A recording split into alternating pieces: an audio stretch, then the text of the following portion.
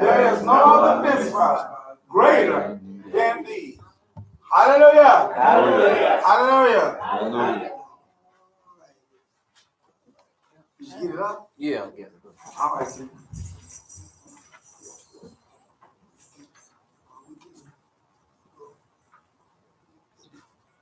Oh, you just dive right on into it? Oh, yeah. Oh, okay, so we'll know. Yeah, you know.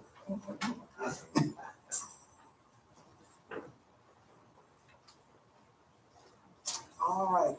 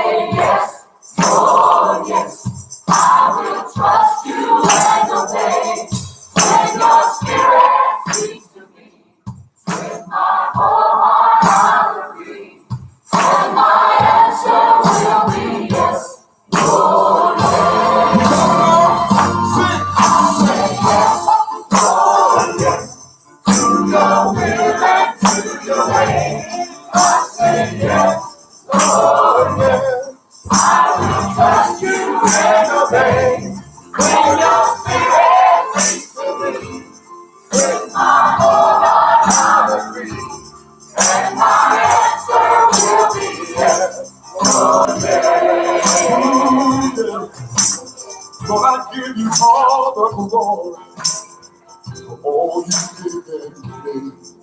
You have filled my life till I overflow. All I have is yours to you. In any way you choose, you are the Lord of all. So how can I let it go?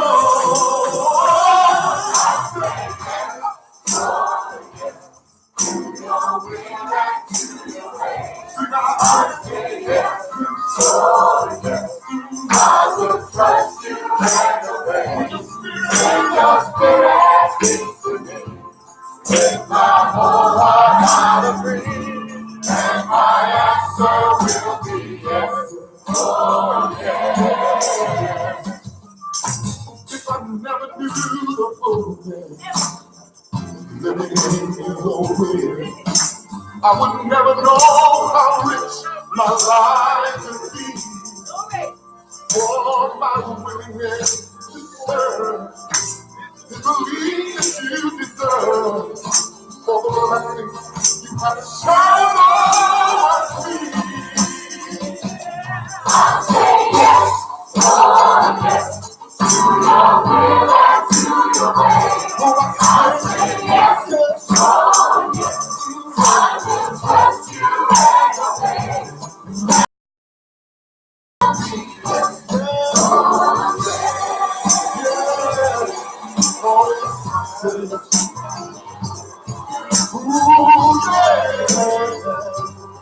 This is what we're gonna do tonight. I'll start by saying yes, yes, yes. You might feel at all. If we start by saying yes, yes, yes. Lord, it hurts so hard. Giving all you are. If you start by saying yes, yes, yes, yes.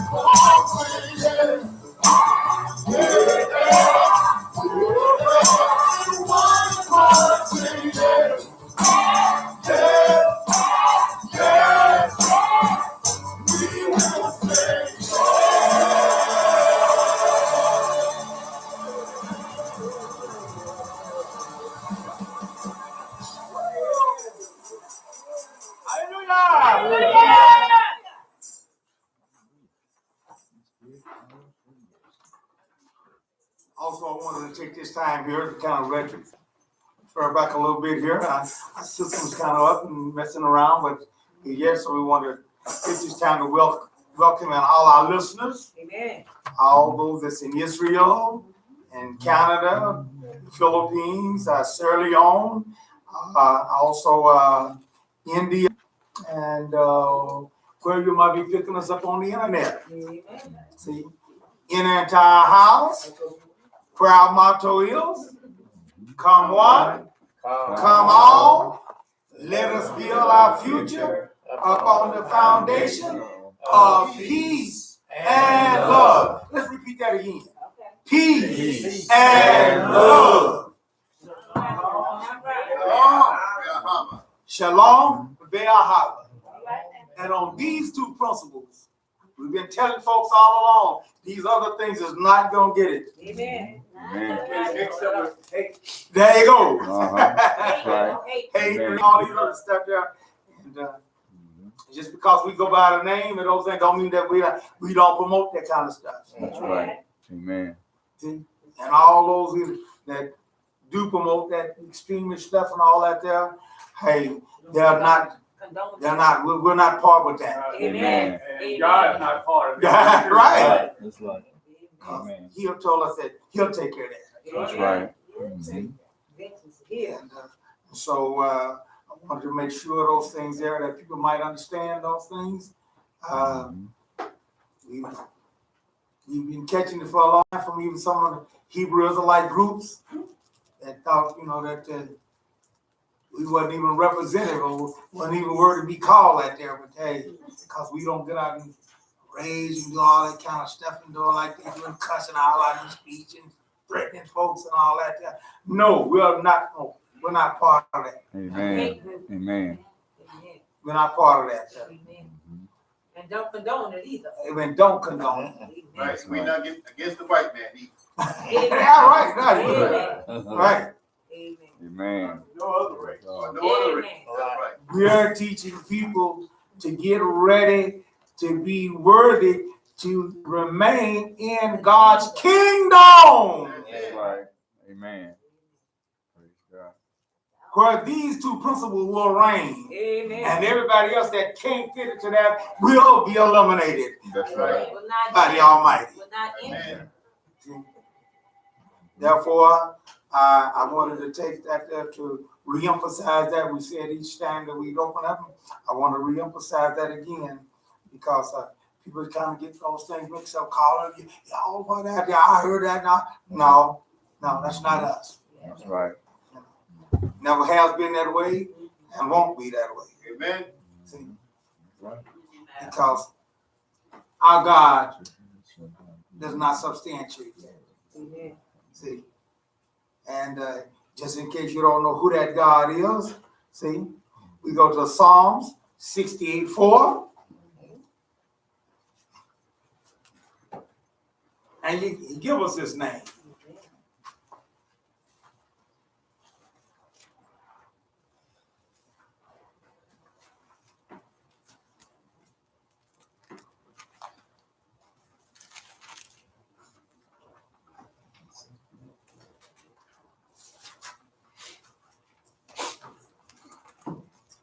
Sing to God, sing praises to his name, extol him who rides on the clouds by his name, Yah.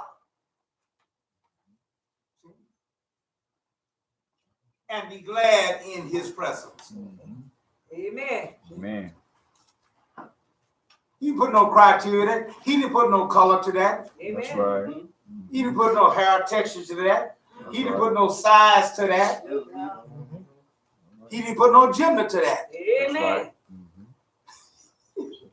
So where we get off putting all these agendas and putting all these things onto it? Amen. Through our imagination and through what we think. Yes. And which he done told us how our heart is. Woo. And he done told us about our thoughts too. Woo. Amen. Woo. Amen. Didn't he? Yes, he That's did. right. Sure did. Yes, he did. Amen. See, All right now. our thoughts are way below. That's right. Therefore, who is this God we're talking about? You go to the 8th verse, and he tells you, the earth quaked, and rain poured from the sky at the presence of God. Even Sinai shook at the presence of God. The God of Israel. Amen. And if your God is not the God of Israel, you're worshiping and serving a false and idol God, and you will perish with your God. Amen. Amen. Right. Amen. Therefore, we have been forewarned and we've been. Mm-hmm.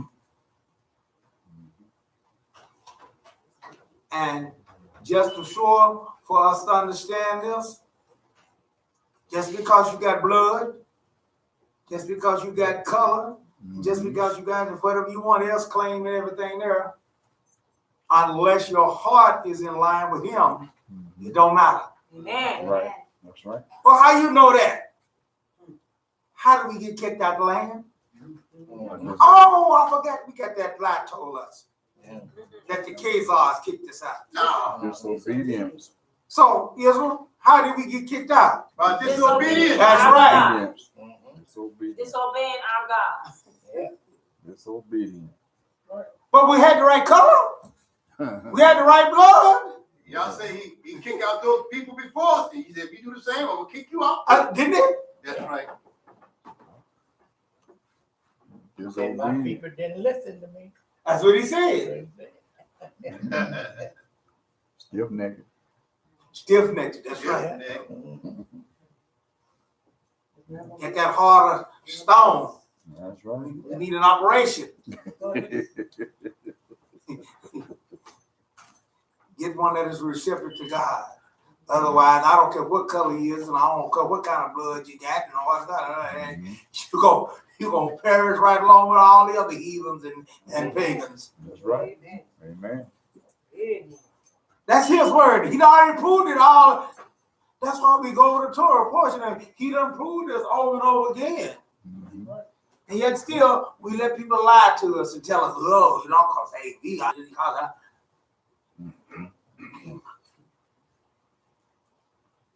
Dear folks, he tells us here, and then, of course, we get that wrong attitude, and so he has to send his prophets along to correct us. We go to Isaiah 43.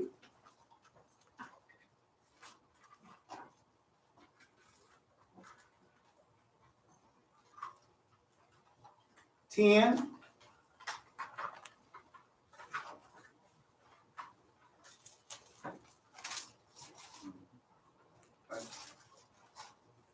we get pumped up, it's easy for us to get jumped up in pride, and so they have to come along to correct us. Send the pride. That's why most of the prophets were hated. You know that, don't you? Mm-hmm. That's right. Why? Why were they hated so bad? Because they spoke to Yah, spoke the truth. Because they had to come with correction. Correct. Mm-hmm. They had to come with correction. Yeah. People don't like correction. Amen. That's right. Mm-hmm. They don't. We don't like it. Under new circumstances. Don't like the truth. And that's why they was hated, because most of the time when God had sent them, they had to come there because they had to bring correction. Mm-hmm. That's right. Turn around. Like that. Prophet Isaiah comes straight off the back and say, "You are my witness," says Adonai. Mm-hmm. Somehow you done got this thing all mixed up and all crossed all up. You are my witness, says Adonai, and my servants, not the other way around. Amen. You listen to Christians right today and everything there, they got that thing around just opposite. They just got just like them, just like God is their servant, and God got to do whatever they say do. And all they got to do is claim it, and he going, Name it and claim. yeah, right. Cause God gonna do it. Cause I'm his child. I'm his. Mm-hmm. And they don't have to go do any hospital visit or any kind of visit. All they got to do is pray that the Lord go. Oh yeah. When you told us to go. So you turn around, turn that thing around to Christmas. Say, well, Lord, you go into the hospital. This is what he said, so that you can know and trust me Mm-hmm. and understand that I am he. Lord, what you mean by that? No God was produced before me, nor will any be after me. That means I'm the only one. That's right. That's right. And if you come with any other attitude except that, it's not pleasing in my sight. Mm-hmm. I'm not settling for it. Well, I just got to have some people. I just let the standard down and just take whatever I can get. Our God ain't desperate. That's right. See, that's what happens when we get desperate. When we get desperate, think we just take anything. But our God's not desperate. His son come along and told us something. He said, before God fell out and everything there, he'll raise up rocks to give him praise. Amen. You think you can do that? Yes, he can. You really believe that? Huh? Yeah. Yeah. That's He right. raised up us from the dust. That's exactly right. Right. That's I'm right. going to ask you that. Why do you believe it so strongly?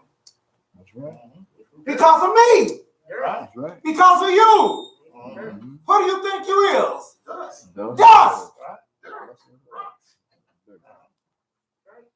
Nothing but dust. Let this breath leave you and see what happens.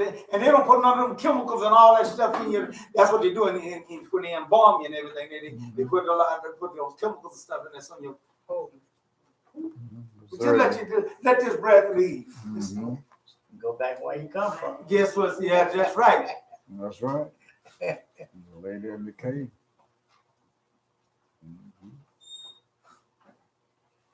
And we ain't got very many minerals in it. We're very cheap too. Yeah. They say we ain't worth the deal. Say less than a dime. Yeah.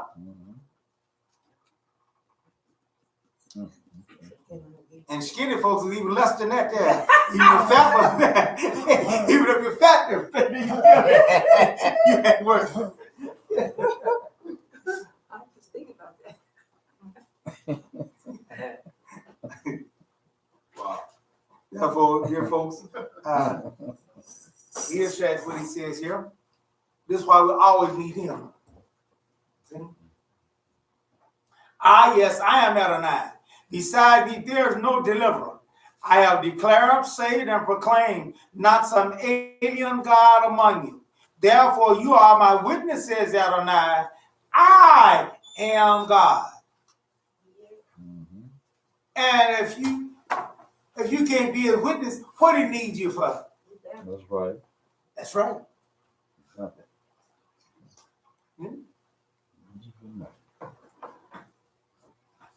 Therefore, let us qualify. And see, and it takes more than just being blood and all this and color and all this here to be a witness. Amen. That's right. And that's what our ancestors fail to understand. They got locked up in that other idea and stuff here, and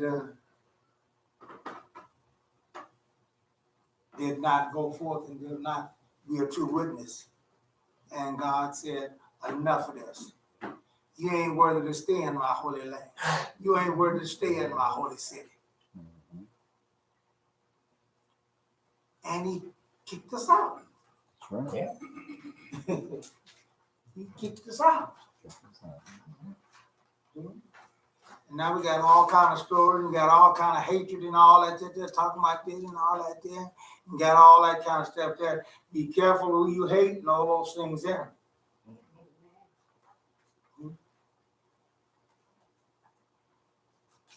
Because God loves all, because actually he's the God of all living.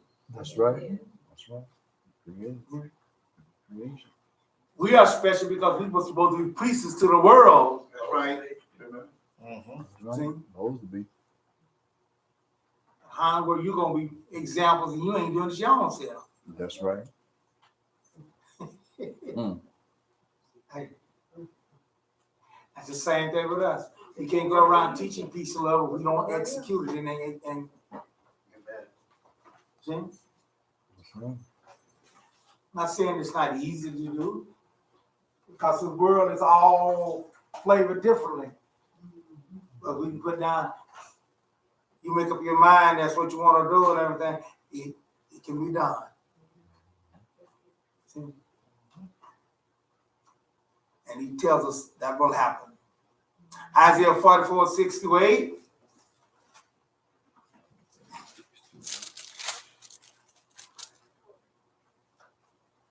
Thus says Adonai, Israel's King and Redeemer, Adonai Zebaoth. I am the first and I am the last. Besides me, there is no God. Who is like me? Let him speak out. Let him show me clearly what has been happening since I set up the eternal people. That's what I want to be a part of, dear folks. And whatever it takes, see? And I ain't worried about who's included, who ain't. That ain't none of my business about that. Lord, you can have no white folks coming in here, though. Nobody tell them what. Lord, you can have no fat folks coming in here. Lord, you can have no skin. You can have no short folks coming in here. They all got to be tall folks. Where we get off telling God. What he can help. Right. He's the maker of all. Right. Better hope we in there. It's kind of like when I got a chance to see my sister. And I thought at first, when I first seen her, she was a little old girl. I went back home. She was the same size 3 years ago when I seen her the first time. She still was the same size. And so I got to wondering, why is she still that same size? So I didn't know she was a midget. Oh, okay. On my dad's side. So I asked my brother, I said, what happened to her? He said, oh, don't you know she's a midget? A midget? So I got to wondering about questions then, what happened? But you know, that was a long story, you know. Right, right. So I left that alone. All right. Now people, they don't know that hard. Therefore, God tells us the criteria that he says, and he makes it there. And he told us here, that's it. And if you want to be a part of the eternal people, he said, let him foretell future signs and events. Don't be frightened. Don't be afraid. Didn't I tell you this long ago? I foretold it, and you are my witnesses. Is there any God besides me? Israel, is there any God beside our God? No, I know not any. Israel, is there any God beside our God? No, I know not any. He said, is there any God besides me? He said, there is no other rock. I know of None. And if you come up with anything else on that day, you can't be a part of him. That's right. His spirit ain't dwelling in you. Mm-hmm. You might have a spirit dwelling in you, but it ain't his. That's right. Because he ain't going to go get himself. Amen. Amen. That's right. Amen. That's right.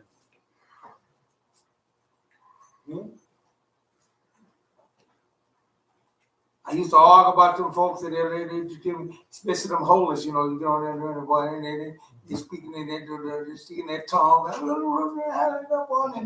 they falling all out, boy, rolling all on the floor. Stuff.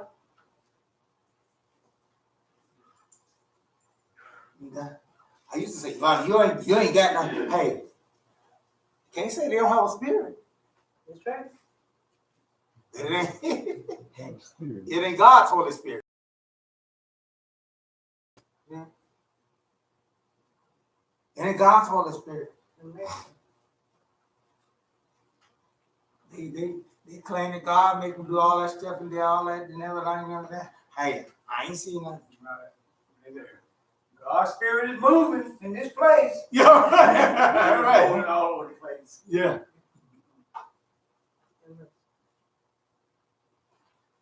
Slaying in the spirit. Only slaying in the spirit I know about. Demonic ones. Right. What? Demonic Wait, what? Demonic Is spirit. that right? That's the book. Is that where y'all get that from? That's the book.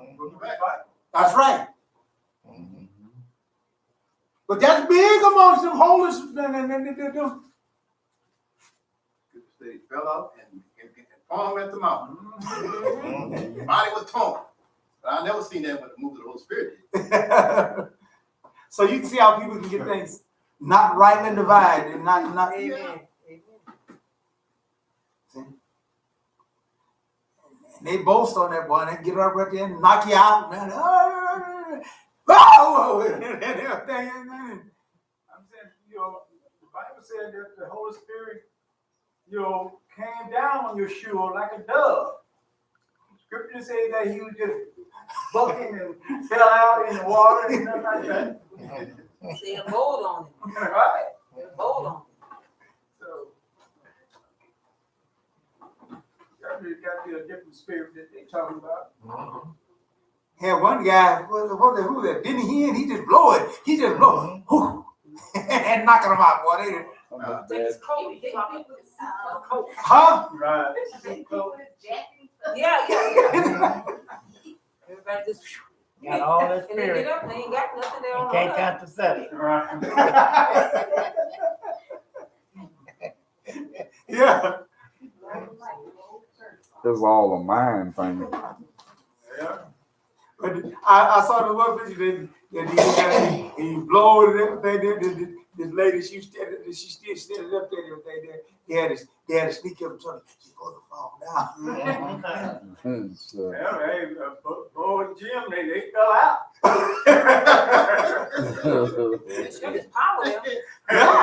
Yeah, there is electric power in what they do. I said it didn't have. I It did not could be say demonic, but it's the electric power they have. Hey, I went up to, I sure want them to knock me out, but they push it on the head, I still standing. So you didn't know the routine. You didn't hear the whisper in the ear. I think that's what that lady did too. She said, so that the guy had to push up there, and I think she pushed back and said, "Hey, somebody better be back there to catch me." And so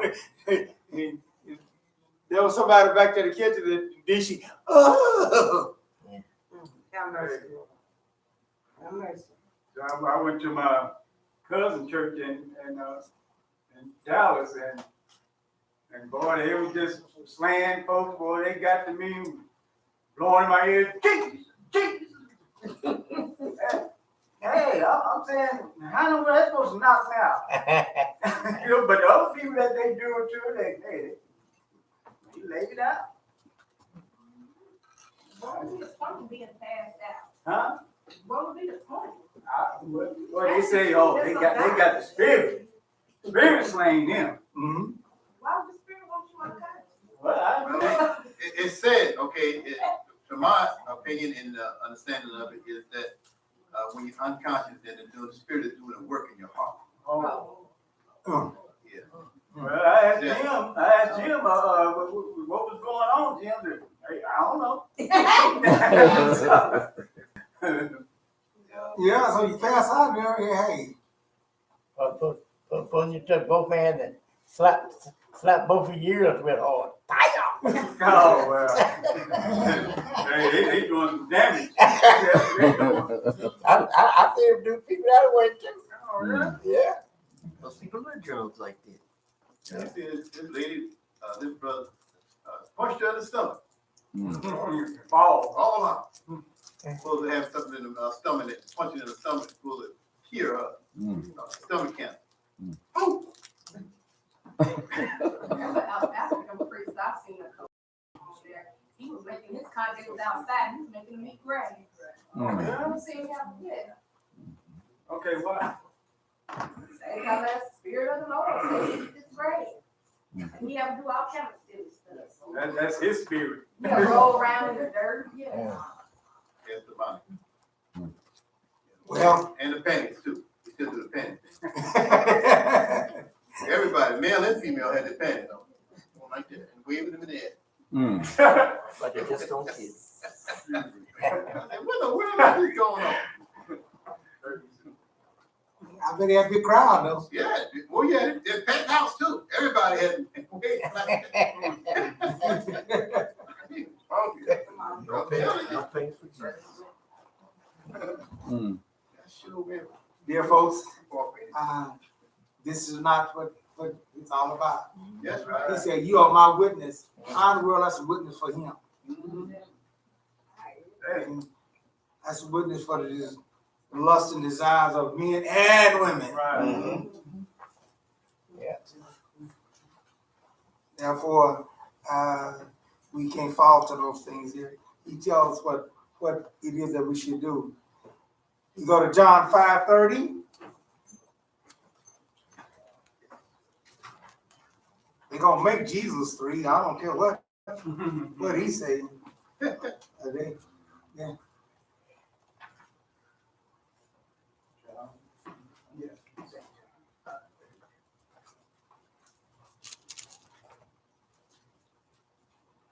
I think the man know more than anybody else about himself. And they get mad. But here's what he said about himself. I can't do a thing on my own. Was he lying? No. Do you think he was lying? No. Well, Christians that believe in all that, they don't think that. They think, hey, Some of Hebrew Israelites believe that too. yep, and that's true. And they just wrong too. That's right. He said, I can't do a thing on my own. As I hear, I judge. And my judgment is right because I don't seek my own desire. That's the first thing that we got to understand if we're going to be like the Mashiach. We got to run around here talking about, I'm like the Mashiach. I'm going to him. And check out who they desires for. Check out who they seeking to please. And you'll find out it's themselves. Amen. Amen. Just check it out. The Psalms 115:3 says, our God is in heaven, Yeah, there you go. That's right. and he does whatever. Go. Right. They totally different. That's exactly right. And that's why I told him, if you know anything, and if you know anything about heritage stuff, when he was saying that, he was making a statement right there that he wasn't God. Mm-hmm. That's right.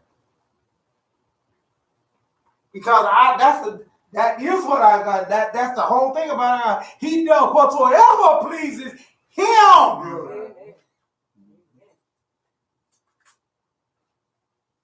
And if you don't like it, that's too bad. That's your loss. But here he says, I can't do a thing on my own. As I hear, I judge, and my judgment is right. So these people are coming up with all this Trinitarian doctrine and all that stuff there, just tell me they're lying. That's right. They're lying on the man.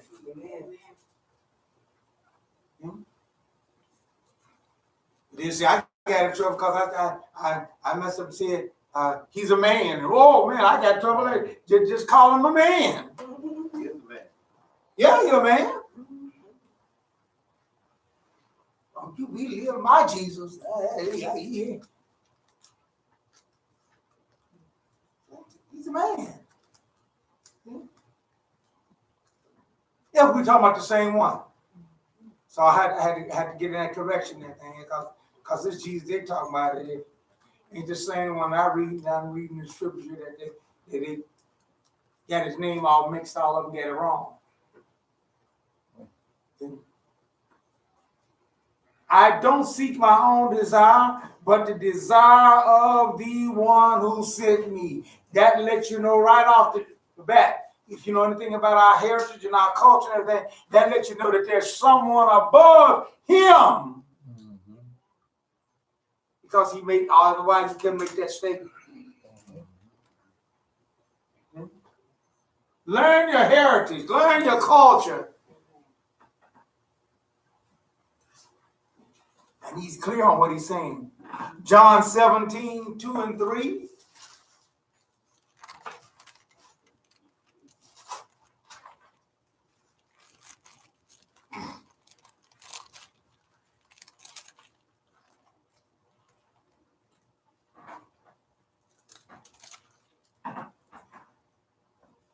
Just as you gave him authority over all mankind. How did he get the authority over mankind? The Father gave it to him. Oh, no, that's because he is a... No. No! It was given to him.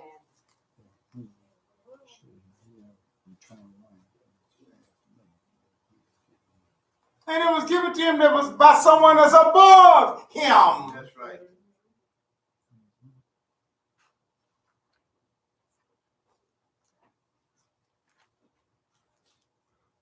Either he was lying or he's telling, or somebody else is lying. And I'd rather believe somebody else is lying than to say he's a liar. Right.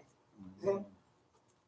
He said, just as you gave him authority over all mankind, so that he might give eternal life to all those whom you have given him.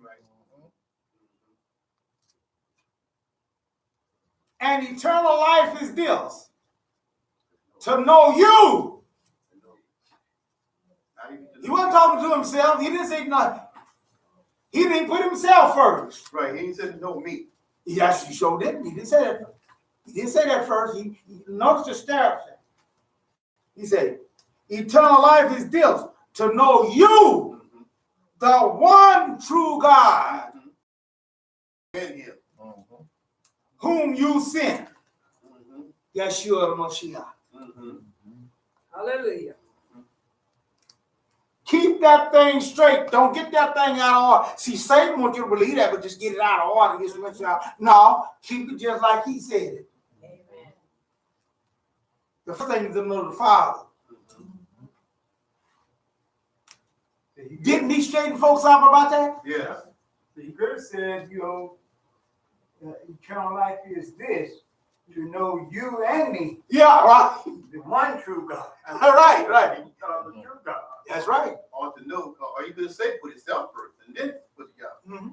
Well, I'm saying, He could have said that too. yeah. Yeah, he could have said, he just could have dropped God all the way off and said, no me. Know me. I'm there. That's what Christians do. See, he wasn't clarifying himself. But then he come along and made it even clearer. When a young man came to him and asked him, call him good master. Good master. And what did he say to him? I know why good. Why you call me good? Yeah, why are you calling me good? There's none good. All right, let me get you straight on this. And that straight is for him and for all them that will hear and read and believe.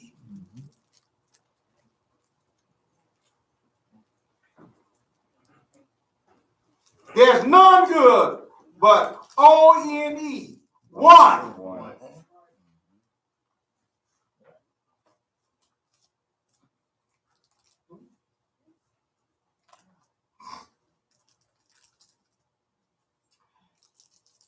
I'm a part in this plan of reconciling men back to God, to the Father.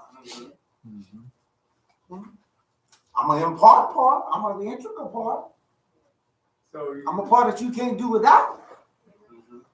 So you think they would say, well, see, how before that Yeshua was buried and resurrected? I see no way to change it. Well, I do have proof after that, but I'll leave that up to Pastor Pete.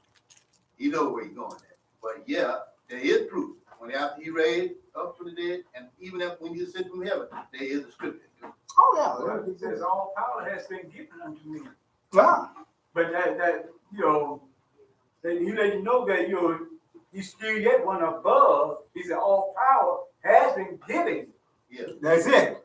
So it went above. Right. It wasn't above. He just gave power for us to have control over mankind's life. And whoever and that power, if you understand that power is, all you gotta do is says, my blood covers him. And God has said, okay, Right. you've earned that right to say that. Right. Same power that Pharaoh gave Joseph. Right. Yes. So we can do all things that Jesus did, like pray, lay hands on the dead, he raised them. He can use us to lay hands on dead people and sick people and call fire out the sky like Elijah, if it needs to be. Yes. That's how he moved in, we moved in, right? You can, So all if you're willing. But see, here's the other thing over here. Here's my criteria on those things there. The more that you, especially that you get and all those things there and everything there, that's the more restriction that is required of you. Hallelujah. Everybody just want to be honored. People got plenty of time. We get to say they want God to use them on the That do not work. Amen. You gotta strip yourself That don't work. so he can feel you. Huh. Amen. Amen. As I say, Restricted. the prophets being they were treated bad. Prophets did those things. Prophets raised the dead. Prophets did those things. Prophets healed and all that. But look what kind of life they had to go for. Amen. Amen. To the boss. How many people are willing to want to do that? Yeah. He gave me a sermon. God gave me a sermon yesterday. He was like, some of the prophets, some of the, men of God and the women of God, they would sleep on the ground and use rocks for pillows. Of They're course. like the homeless people, but because they were going from place to place and traveling all the time. Not saying that he didn't give them at good times sometimes too, but they went through a lot. Yeah, we was here last. Some of his followers were, they had plenty too. Yeah. Oh, yes. They had good times, but they had also hard times too. No, yeah. Well, we're going to read a little bit about this here, and certainly the last Parashah was definitely showing those things there. So we have to understand how our God operates and how He works and all. But the Mashiach came and cleared it up, made it very clear. John 14:28. Ain't no just getting around this here. Except we get that deep history that they come up with, they say.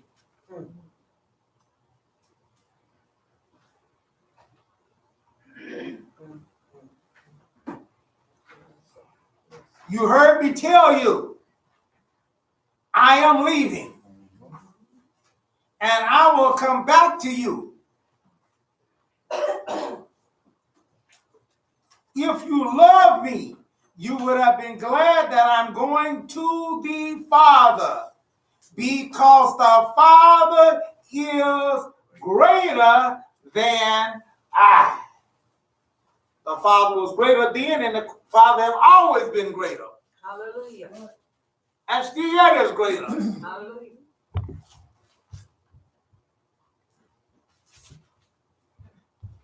The Trinity says you're lying. Jesus is God the Father, He's God the Son, and God the Holy Ghost. All on the same level. Not this. The Father, then the Son, then no. And they just call him a liar. Because he said the Father is greater even than him. So I ask you, who you gonna believe? Yes. What knocked out the sock for me when I really got read Revelation some 30 years after the Mashiach was read. And that's Revelations 3:12. Somebody got a King James, let's read it. Okay. 3 and 12, read it. Read it loud. He that overcometh will I make a pillar in the temple of my God, and he shall go on. He shall go no more out, and I will write upon him the name of my God and the name of the city of my God, which is the New Jerusalem. Now, who was saying that? This is the angel talking to God, but this is Jesus talking. Jesus talking to John. So, no, this is Jesus. His part. Everything in red was sit with him. Actually, he was saying that Yah is his God. So God can't have a God. Right. Right. Okay. So if he's God, then he's got a God. Right. And then just our God don't have a God.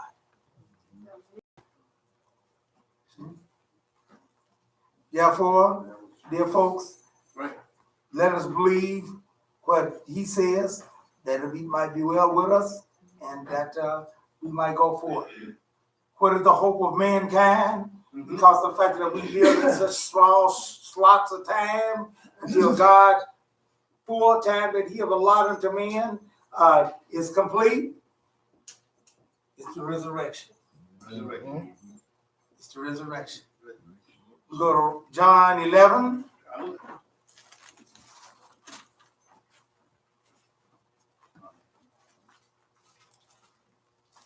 (24).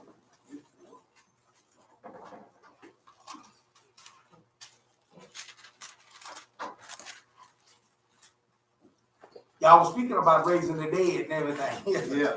Yeah. Martha had lost her brother. She loved him. See? And Martha said to Yeshua, Lord, if you had been here, if you just only been here, my brother would not have died. He would have died. You wouldn't let him die. Even now, I know that whatever you asked of God. So they didn't believe that he was God. Otherwise, they'd say, she said it. That's right. So did. Whatever you ask of God, why in the world he gonna ask of God if he is God? That's right.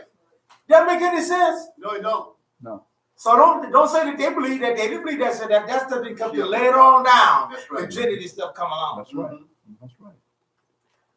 I know whatever you ask of God, God will give you. Yeshua said to her, your brother will rise again.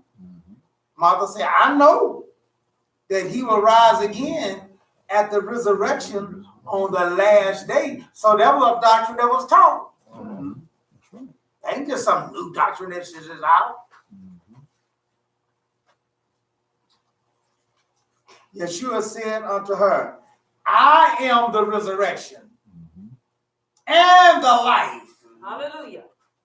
Whoever put his trust in me will live, even if he dies. And everyone living and trusting in me will never die. That's another. Do you believe this? Yes. That's right. Woo, hallelujah. There's eternal life right there. Well, this brother, I want you to get this what he's talking about now. Lazarus died. Yes, he is. Yeah. And what they talked about, Lazarus believed in him too. That's right. Just like she believed in him. But he died. That's right. Yeah. So what in the world was the Messiah talking about? What are you talking about? He couldn't say, hey, anybody believe in me, they ain't gonna never die, and they hit a man and died. Was he contradicting himself? He was talking about the second death. That's what he was telling you. That final death. There you go. He was letting us know that our promise is sure by our resurrection. That's why God gave him the power of resurrection.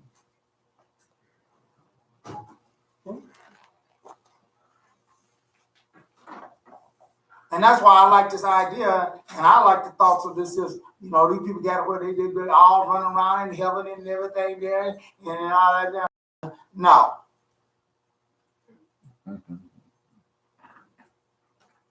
You die, everything stops right there. You could be dead 1,000 years, and when you are resurrected, it's just like you waking up from your sleep. That's right. You don't even know it's 1,000 years in past. But if you've been running around like they teaching everything, you've been running around all this time, you didn't join heaven and all that. Oh boy, all the gates, all we in heaven and all that doing now, and then come back down there for a judgment. And guys, oh no, you should have been in hell. That's a hard pill to swallow. Yeah. That's nonsense what they teach. God don't make no mistakes like that.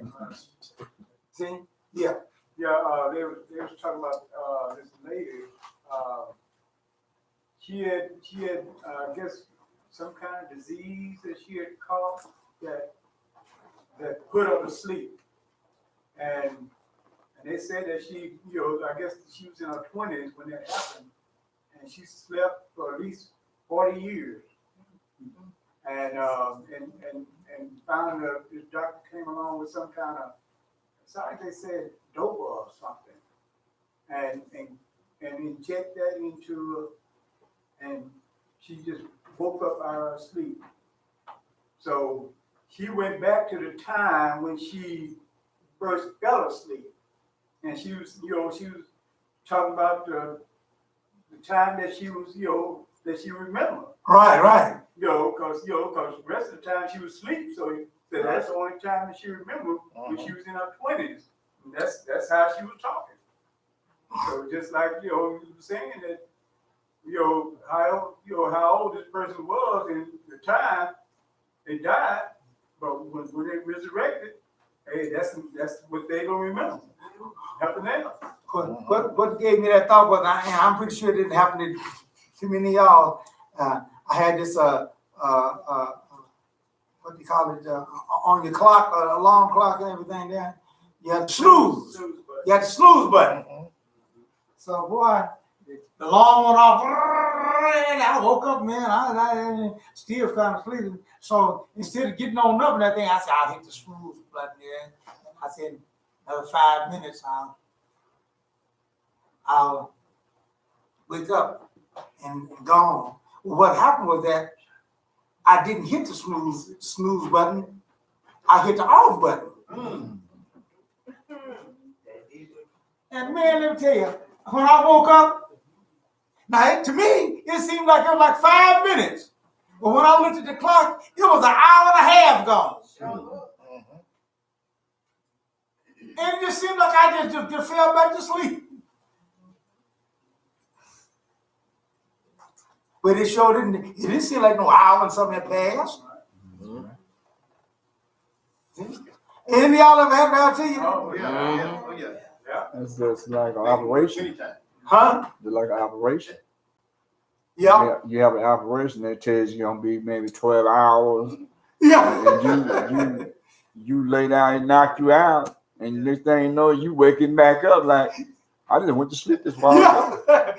I remember my brother here, when he was in the hospital and everything there, and they told him to count back and everything there. And so he woke up like, it was about 3 or 4 hours. And he said, when y'all gonna get started? They said, we through. I know what you mean. Yeah, and the same thing happened to me when Brother Russell took me. Is that right? Yeah, and boy, wake up, Mr. Matthews. Hold on, I just went in and then come out, and it was only about a few seconds. Yeah. I think it was about an hour or something. It was about an hour. Yeah. What's gonna be bad though when you come up in the first resurrection? Mm-hmm. You gonna be done visit Venus and Mars and all kind of planets, and then they wake up and realize what?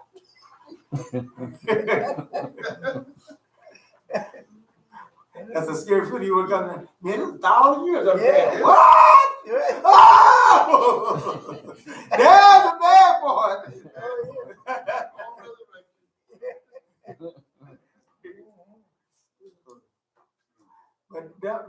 dear folks, God had this thing set out for us, and it's going to work. And that's what he's telling you. See, you ain't dead yet. That second death is the one that carry you on out. This first death don't carry you on out. See? It is once upon a man. Okay? But you don't have nothing to do with that second death. And recovery from that. So how you can avoid that second death? See? Blessed and holy is he that have part in that first resurrection. Right. You better qualify why you can. That's right. You better get with him, because he tells you right there. He said, I'm the way. Ain't that what he said? Yes, Yeshua says, I am the resurrection and the life. Whoever puts his trust in me will live. He said, those that have died in Christ shall rise when? First. Why they rising then? That's right. So you got these Christians say, oh, I got my trust in him. Yeah, and can't count yourself. Right. Oh, boy. I get some corn. I think they're unbound because they don't keep the statutes and commandments. They just say, oh, I'm going to trust in Jesus, but ignore his commandments. I go to church every Sunday. Yeah, right. Yeah, folks. You better get that thing straight. Okay, we have Sister LaShonda to come with the intro. And our song is Zealous Over Zion.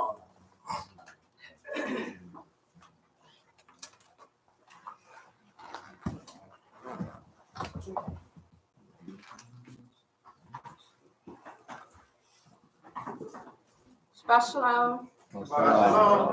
The ensign of his glory. And there shall come forth a rod out of the stem of Jesse, and a branch shall grow out of his roots. And in that day there shall be a root of Jesse, which shall stand for an ensign of the people.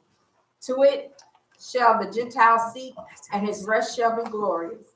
And it shall come to pass in that day that the Lord shall set his hand again, the second recover the remnant of his people, which shall be left from Assyria, Egypt, Pathros, Cush, Elam, Shinar, Hamath, and from the islands of the sea. And he shall set up an ensign for the nations, and shall assemble the outcasts of Israel, and gather together the dispersed of Judah and from the four corners of the earth. Isaiah 11, 1, 10, and 11. Open ye the gates, that the righteous nation which keepeth the truth may enter in. Isaiah 26, 2. Isaiah 18, 3. All ye inhabitants of the world and dwellers on the earth, see ye when he lifteth upon an ensign on the mountains, and when he bloweth a trumpet, hear ye.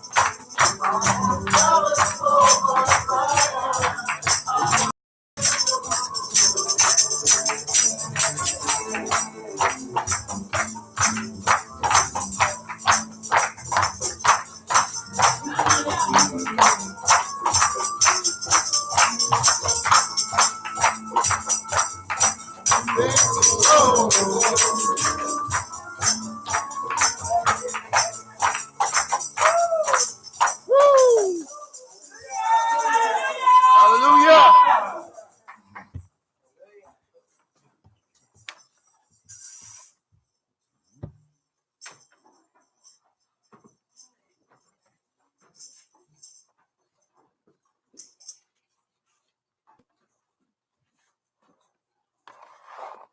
I'm doing all I can do is be those that is able to remain on earth.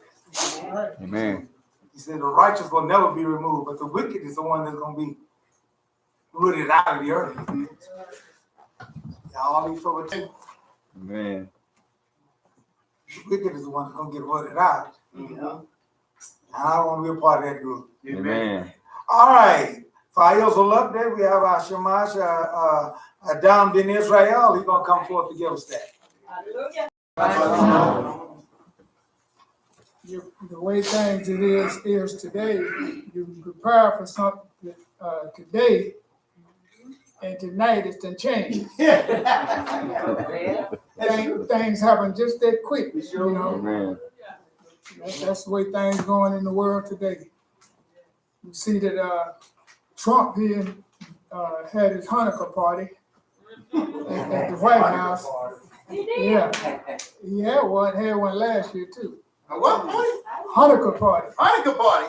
Yeah, and that wasn't bad. But what he did, he invited this Christian preacher there that he preaches.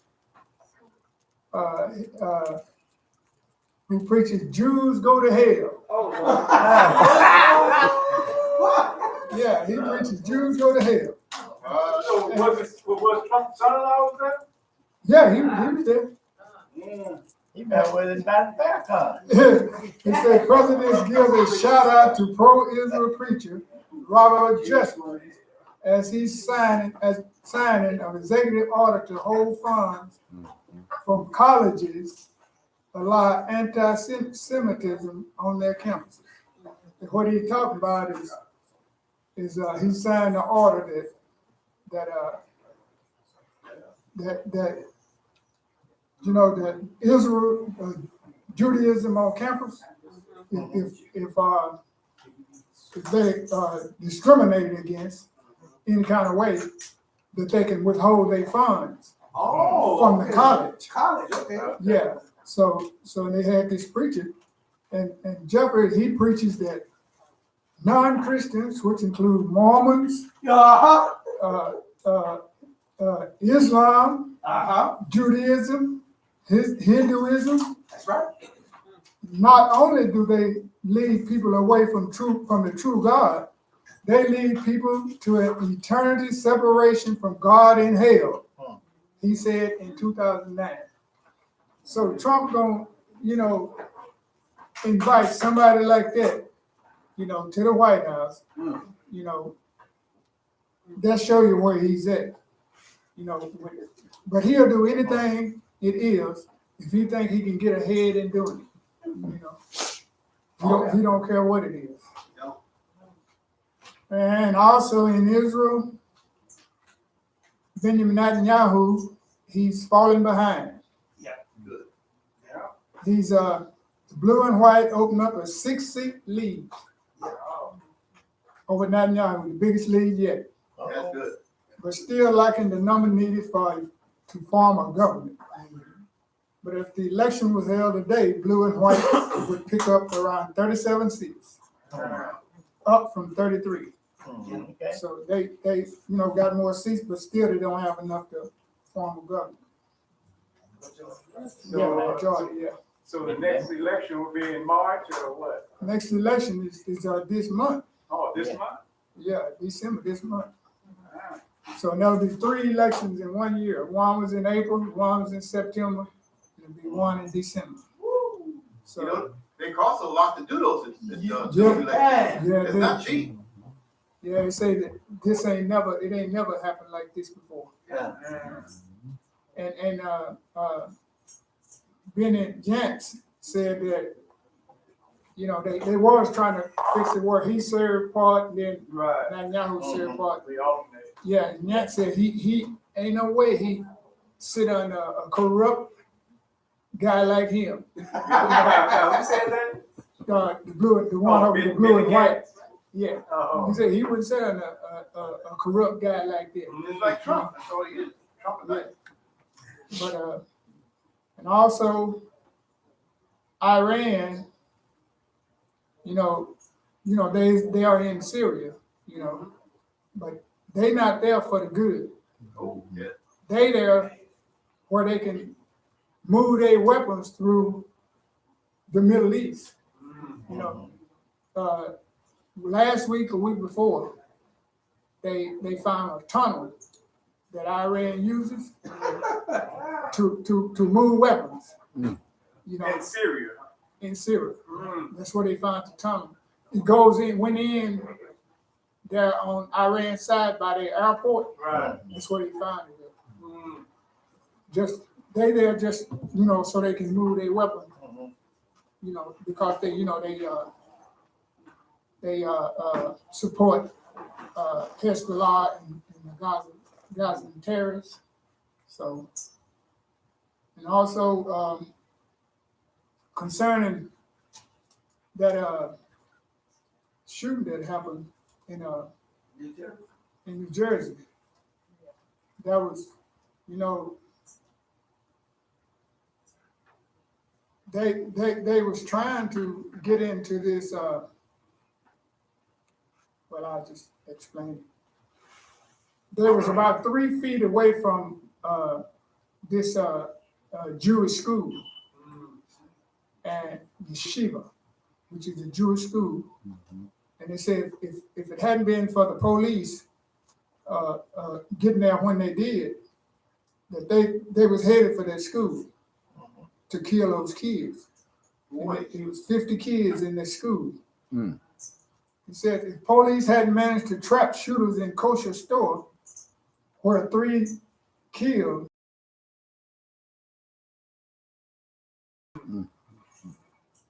They And they call themselves Hebrew Israelites, didn't they? Yeah, they call themselves Hebrew Israelites, but they can't. They don't see where they're connected to nobody. No, they're not. They just saying the Hebrew Israelites like a lot of them do. Yeah, okay. But they said the 2 shooters was armed with a variety of weapons, including an AR-15 style rifle and a shotgun. And they were. See, they had already killed a policeman at the cemetery.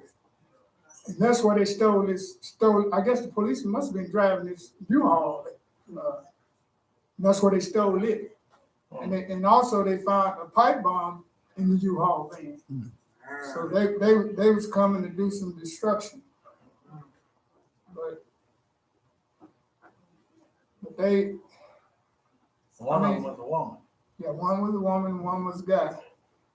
You know, he was in his 50s. He was 47 and she was 50. Yeah. Yeah, so things is really, really bad. You know, like I said, you know, before, like Friday, I was studying the Israel update. And this morning, I had to change some things. Yeah. because so much had happened, you know, overnight. Right. You know, that's just the way the world is today. Yeah. You know, I don't know if they just labeling black that was he actually from Hebrew Israelite camp, because I know they had captured 4 teenagers, that were black in Tennessee. Mm-hmm. And they said, they had caught 4 teenagers, Hebrew Israelites, for doing. So I forgot what they were doing, but they call them, Hebrew Israelites. Mm-hmm. So I don't know if that's a label that they label them now, was they actually from a Hebrew Israelite camp? Well, I think what it is, a lot of blacks got just a little bit of piece of what Hebrew Israelites is. Right. And they're going around using the name. Right. You know, that they don't know nothing about no Hebrew Israelite. Right. I've heard this I think this rapper or something, they were saying, don't call me black no more, because I'm a Hebrew Israelite. Yeah. So It must be I know what you're talking about.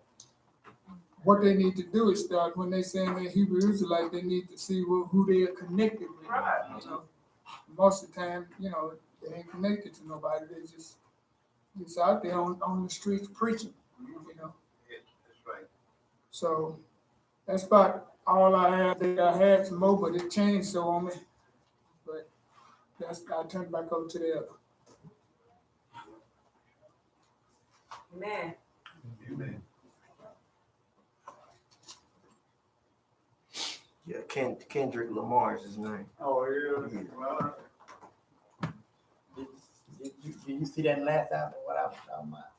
That Trump wanted to kind of downplay the 2-state solution Oh, yeah. because of the way what Netanyahu's going through over there.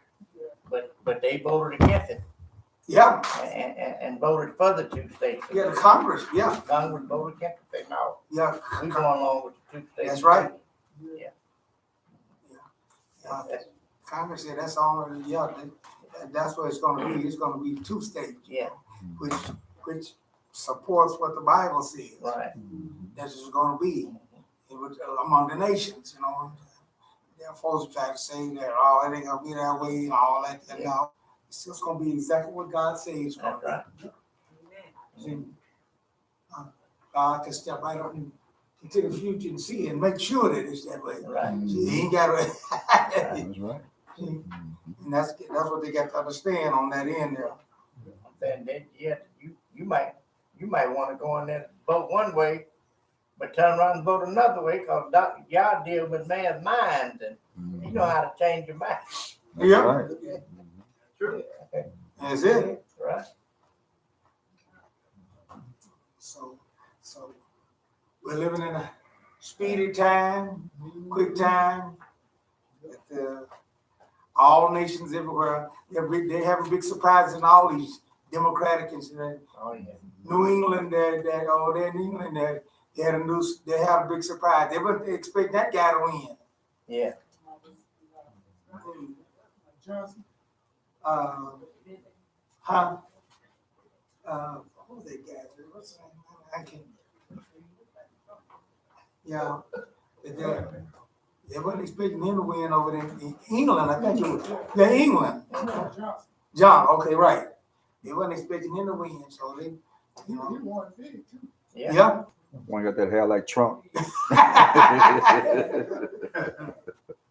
Well, as I was telling y'all earlier, Trump said that because of this witch hunt that the Democrats played on him and all that stuff there and this farce and everything there, y'all just guaranteed him. Y'all did that there, put him up for impeachment and brought to the impeachment. Is it because they ain't going nowhere in the Senate? They're gonna kill it in the Senate, so he ain't got to leave office or nothing. He said, y'all just guaranteed it. So I think that's what the man wants. He create all this commotion so that people, he feels, he takes what they call the Mars area where, oh, the poor me, after he done did the dirt. You know, that's what he gets. Oh, they're doing me this, they're doing me that. He does it to himself. He's got a big mouth.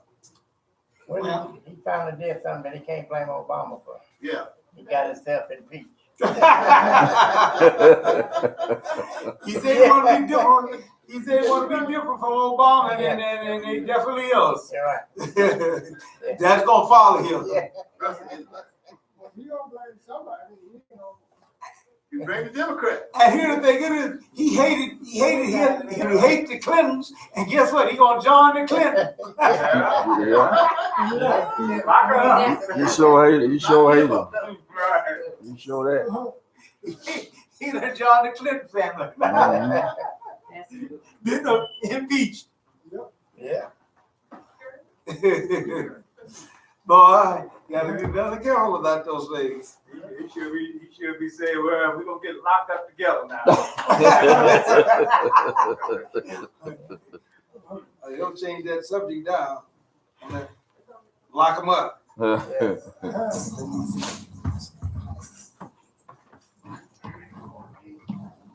It's real sensitive now.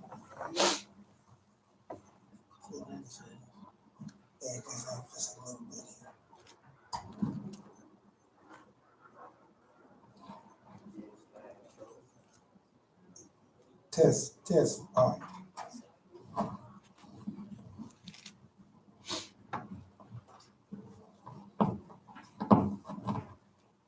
All right. I'd ask you to bow your heads now for our tonight, Baraka. Blessed are you, Lord our God, King of the universe. You have given us your Torah, a right and a prophet, and a bread at the shire by thy great spirit, and have commanded us a diligent teaching unto our children, unto our people, and all people of the earth. And let all Israel say, Amen.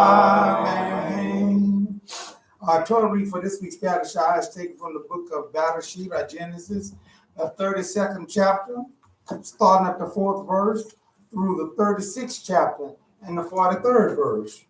That is Genesis 32:4 through the 36th chapter and the 43rd verse. Our Haftorah reading is taken from the book of Hosea, the 11th chapter, starting at the 7th verse through the 12th chapter and the 12th verse. That is Hosea 11:7 through 12:12. This week's Parashah is Parashah 8, Vayishlach, and it means, and he sent. Our scripture reading, which we take from the Haftorah reading, which we given by Shemash. Let us give him our undivided attention as he read the word of Yah to us.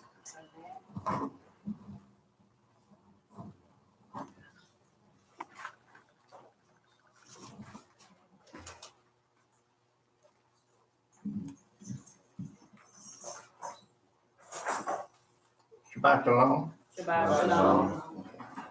Our scripture reading will be taken from the book of Hosea, the 11th chapter, and starting at the 7th verse through the 12th verse. And that's page 719. 7:19. Yeah. Well, 718. Okay. Yeah.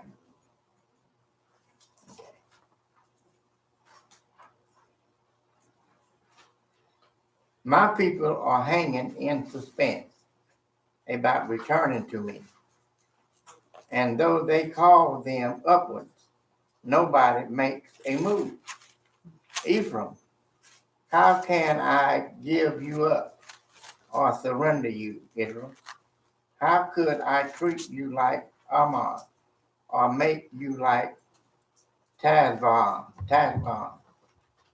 My heart recoils at his idea, and compassion warms within me. I will not give vent to the furnace of my rage. I will not return to destroy Ephraim, for I am Yah, not a human being, the Holy One among you. So I will not come in fury. They will go after Adonai, who will roar like a lion. For he will roar, and the children will come trembling from the west. They will track a bird as they come from Egypt, like a dove as they come from the land of Asher. And I will resettle them in their own houses. And y'all have a special blessing to read. Amen.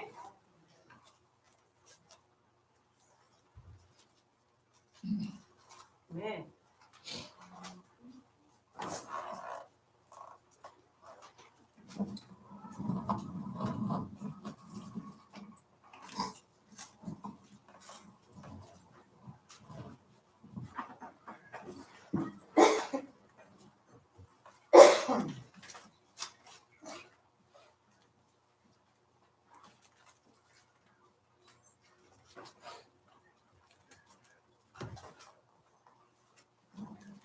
All right. Here we see that our God lets us know about him and those things there. And as he deal with us in factor and in what how he operates with us, because he is so high above us. Amen. He has to deal with us in a way that we are receptive to those things. Otherwise, it's just like you can't, a little baby, you can say goo ga goo ga. You talk to a little baby like you don't just come out straight out until you get to a transitional point of those things there. And so God had to deal with us in this thing here and in this way here. And he chose us.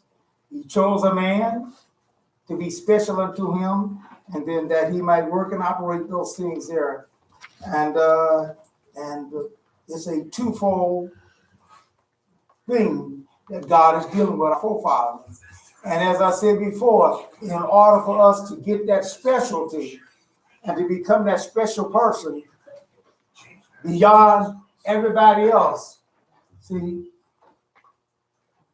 you gotta have to reach. What was one of the restrictions that we found out about these Abraham, Isaac, and now Yaakov? What was one of the restrictions that we found out about him that really wasn't a lot pertaining to a lot of the folks? So, who he married? Right. Correct. Who he married? Correct. We don't want nobody to tell us who we ain't gonna tell me who I married.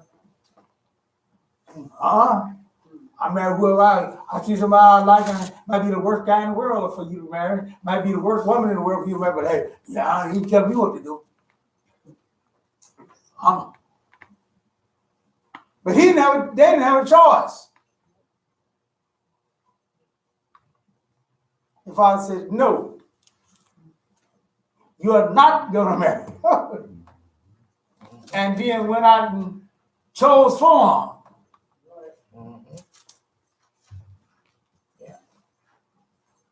So, you want to be one of that specialty, then there's a lot more required of you. You just can't be just like ordinary folks. Amen. That's just like being Israel. You can't be just like ordinary folks, eating whatever you want to do, and that's in the kind of way and all like that, and then don't work that way. Amen. You might think it do, but hey, it don't get their approval. We told you what happened to Yaakov, Jacob.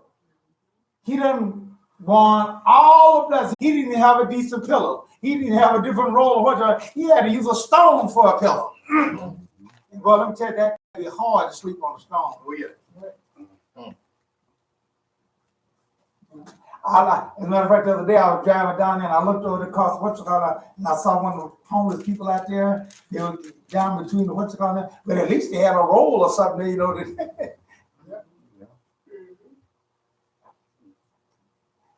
He had a little roll and everything that was soft to use for a pillow and stuff there and everything there. But just think a stone for a pillow. That's what he had. And a hard. Bad crick in your neck. Yeah. Yeah. But this guy had received all the blessings.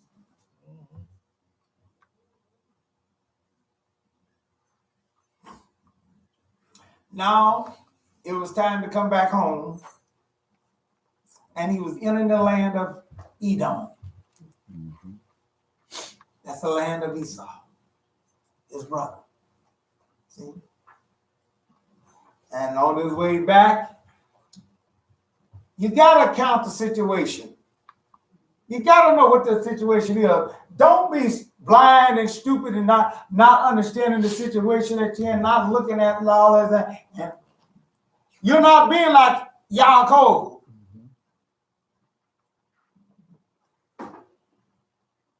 Yaakov had heard what his brother had said, and they had told him, because his mother told him that's why he had to leave, because his brother was going to kill him.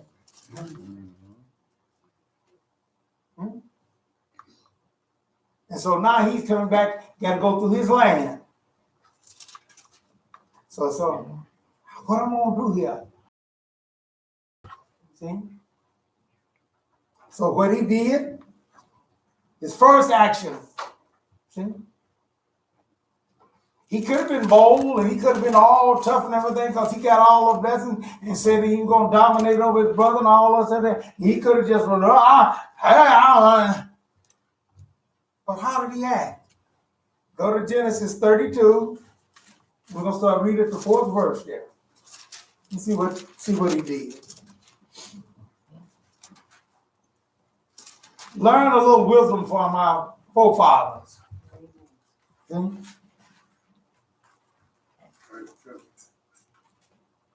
Yeah, Genesis 32.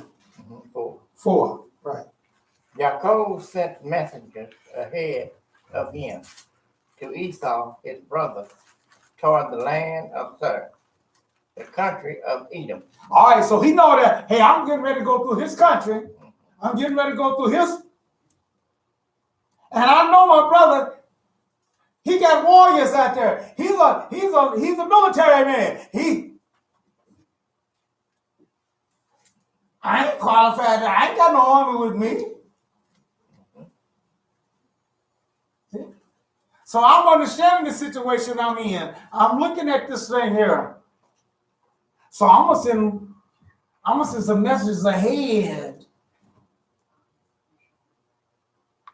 to kind of dampen, kind of check out the atmosphere, kind of see how things is. Sometimes it ain't so wise to be so sure about you knowing how things are going to be or how things are going to turn out, because it just might not turn out like that. And especially when you know you ain't right with God your own self, you ain't doing. Amen.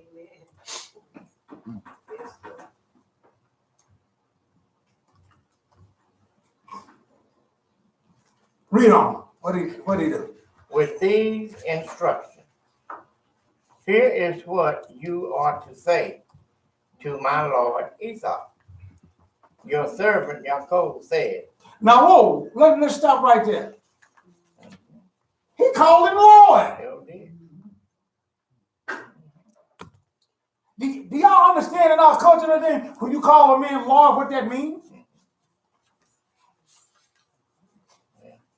I I ain't taking down from nobody. He a man just like me. Yeah, he was a man just like him. But he remember what he told him to. What's gonna happen now if I see you? Yeah. I ain't letting down to nobody. Hey, they put on their pants just like me. Yeah, they might put on their pants like you and everything there. But hey, they got some stuff in their pants that you yeah.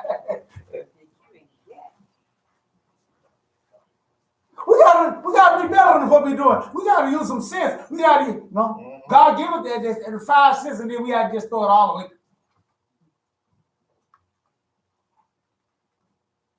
So when he got those messages, he said, you go there and you tell my Lord. Actually, he was the one that was Lord over Esau. I want to get this. Wasn't he? Because he had received all the blessings and everything. But he still, there's nothing wrong with us taking down. We need to learn that. Amen. Amen. He's showing his humbleness. There you go.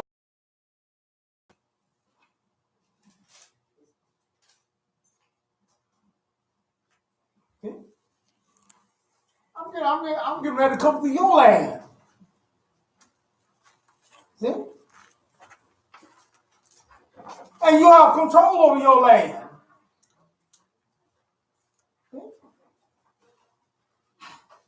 I ain't gonna go to your house and I know I'm on your land and your property and acting crazy and just.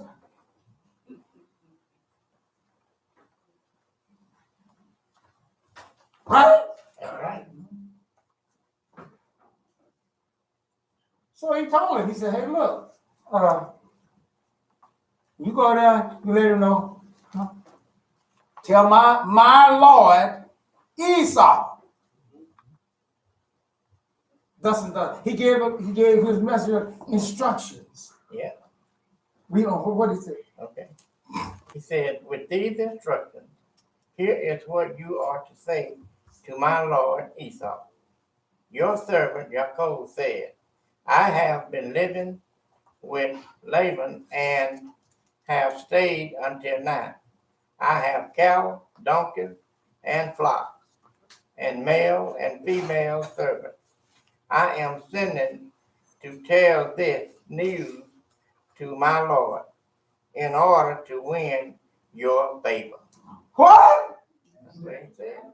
In order to do what? Win his favor. I ain't done that.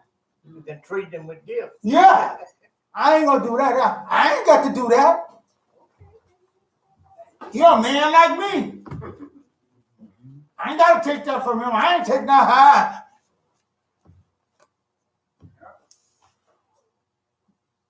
I ain't taking that from my boss. The boss, just by the fact you saying that he's your boss, says something. Amen. Don't it? Amen. That's right. Call him my Lord. He called him my Lord.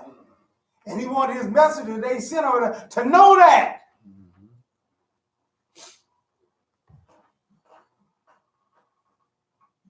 I'm sending you over there to entreat him. Because let me tell you something different. I want you to understand something here. If we don't know how to, if we can't learn how to entreat one another and all those things there, we ain't going to treat the Heavenly Father that way either. That's right. Just kill yourself. Amen. I've seen a lot of kids come up and tell me, hey, you ain't none of my daddy, you ain't none of my father, and be disobedient to, won't pay no attention to them. Almost all them kids that I see that had that attitude that they didn't pay no attention to their own parents either. That's right. They just use a device. You can't be telling me what to do. You ain't none of my mama. My mama, my daddy tell me what to do. Lying. That's right. Because if you teach and practice that disobedient attitude and everything there, hey, it ain't gonna shut up because it's your mama and your daddy. That's right. Practice makes perfect. It's the wrong thought. It's the wrong thing that's in us. That's right. See?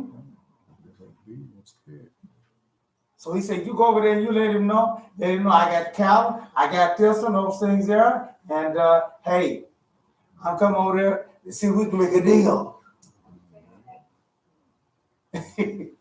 In order to win your favor. In order to win his favor. Mhm.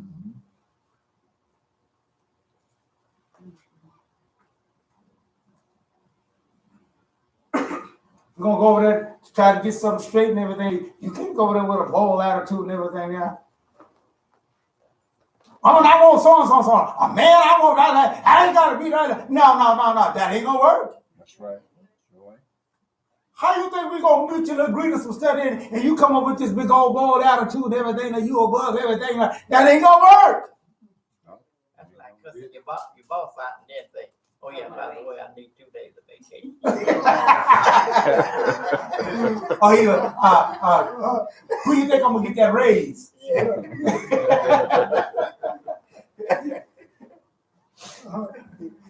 On a raise, you gonna get it. You better raise up and get out of here. You stop by the way on the HR because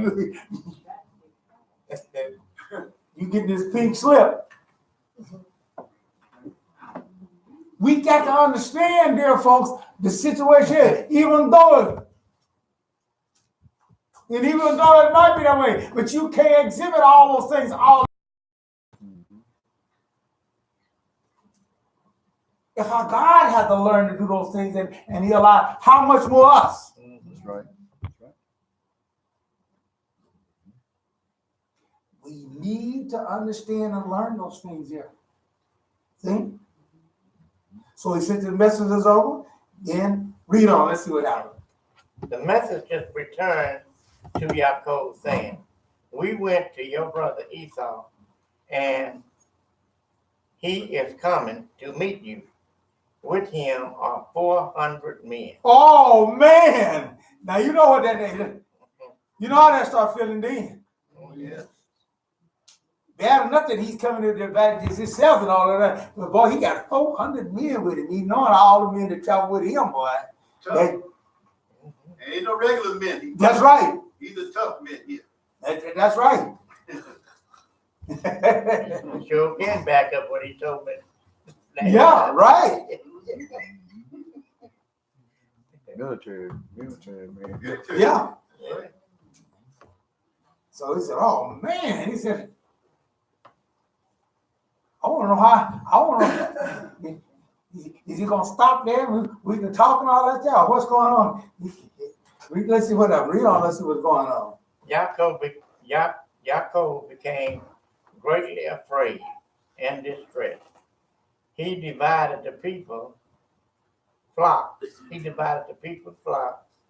cattle and camels with him into 2 camps, saying, if Esau come to the one camp and attack it, at least the camp that is left will escape. Now you got to start figuring out some stuff. Right. You got to give some strategy here. Yeah. You just can't just come willy-nilly, just kind of, got to have some thought here. Mm-hmm. Now I'm going to go ahead and go do this, and I'm going to act this right now. Now, what you going to do about this situation there? Yeah. It's just like when they shot that guy down there around Cincinnati down there, that was walking around with them knives on in his hand. Y'all remember that there? Yeah. You know, and they shot him and everything there. Then all the folks started coming out there and they know. Now the police set them there with their armor gear on. Now notice it. The police got their armor gear on, get the plastic shield and everything, and they running out there. Ain't got nothing. And they gonna get out there and go get bad and attack the police. Cause he shot. They didn't have to do that. Well, why didn't you do something? The man was going through the neighborhood and all that stuff. Why didn't you do something? Yeah. All of a sudden, now they're gone.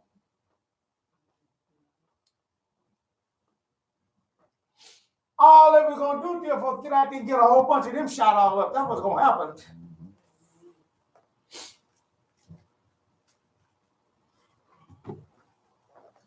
We gotta start using some sense. We gotta start using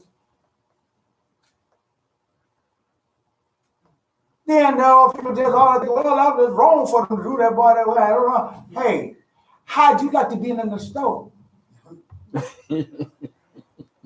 How would you like to be in one of the store and then the guy come running in with all them knives and stuff all like that? How'd you like to be them? That's what they were looking at. They said, we can't let this guy get into that store like that.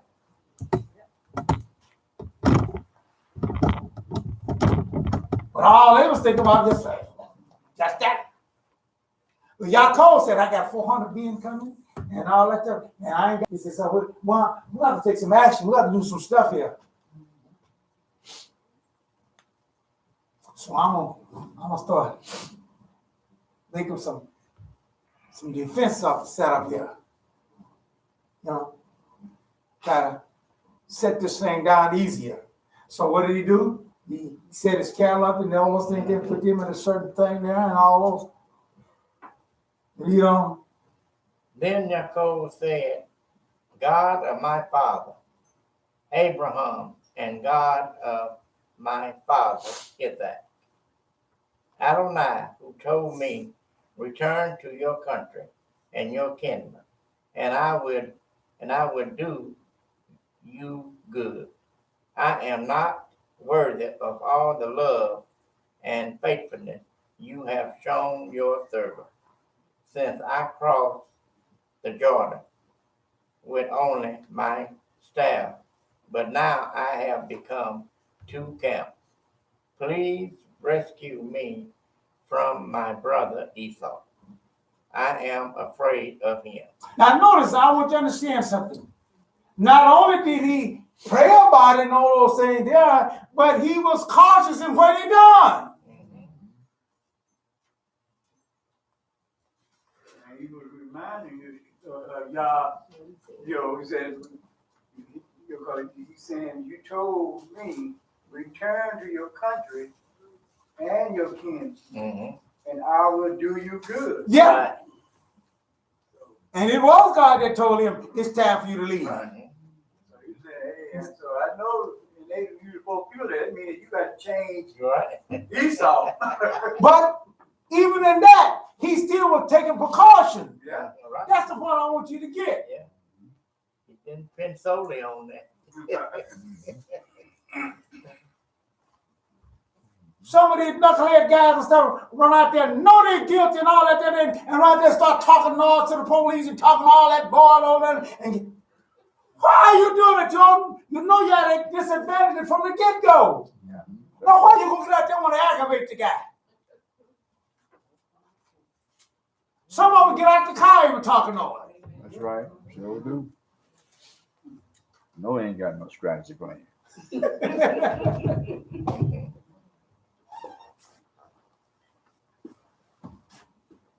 Some of them jump out the car ready to run. Where you gonna go? You can't radio and that helicopter and that stuff.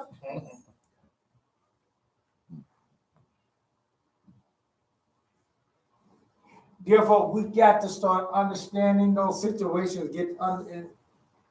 Sometimes those things do come around, those things, but hey, you need to be on the humble side, not this attitude thing. And That's right. Then the thing that we should be that boastful about and all like that, hey, we ain't. That's right. You talk about being funny, not see them, they run out there at night, they think the police helicopter can't see them. They hide behind a little bush or something, they left right out. Man, they got technology now. That technology now. When I sat on the jury there, and they showed some of the technology they got, man, they showed this picture of it and everything there, and man, they following this car. They can look at it and see how many was in the car. Your heat signature gives off and everything, and you just show up, man, just like and they know exactly how many was in the car. And when they follow the car all around, then the car stopped, and they all jumped out the car and they scattered. They go one for another and all that there, and they sitting there watching it. And like you said, one of them went down there and hid under the bush and everything. Like they can't see. Yeah. And then it showed where he got out the car, where he ran to, followed him right onto the bush. When I got under the bush.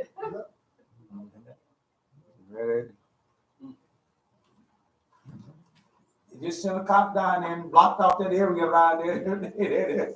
And they come down and got him. I can be outdoors at night and the helicopter come over. I know they looking right at me, so I don't do what I'm doing. Yeah, yeah.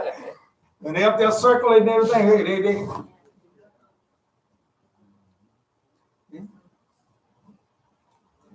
Just like the guy, one guy over there, he ran over to his mama's house there, ran over there in the house there, and so when the police finally got there and got all surrounded and everything there, told her to come on out there, and told her that, man, we need to come on out and everything else. And she started talking noise. That's my house, and how you know that he, that they done saw him go. They know he was in there. They can see inside the house too. See? Yeah.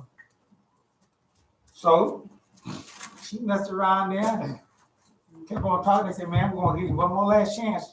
Come on out and get out the way, because we're gonna go in and get him and everything there.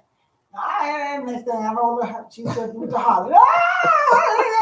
It's cold out here. He said, man, we told you. So then she was out there in the little shorts and everything, the little skimpy put the collar in there, and it was cold too. They said, we told you. Sometimes you got to know when to take down, dear folks. Mm-hmm. That's right. Talking about your about your rights and everything. They said, we got rights too, and we're telling you you need it. Boy, they want to grab them, been on down there and crossed over and everything. And she's like, oh, it's cold out there. And all the boy, Then they got on that bullhorn a couple of times, told him, come on out here. Are we coming in? And then they gave him some instructions. Guess what? He come on out there and followed them instructions. Had that hand up. And stop right there, turn around backwards, walk backwards today. That's what he did. Mm-hmm.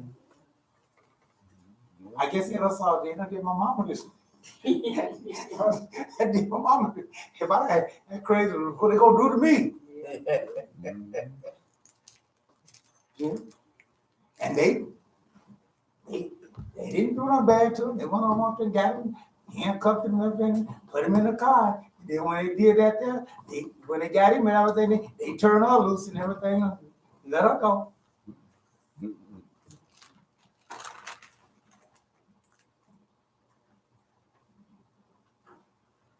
Put this the same, therefore, we got to understand the situation. So he understood the situation. He knew what situation was going for, and he knew how you dealing with folks. If you know the folks, the police is that way, so why are you going to antagonize them? That's right.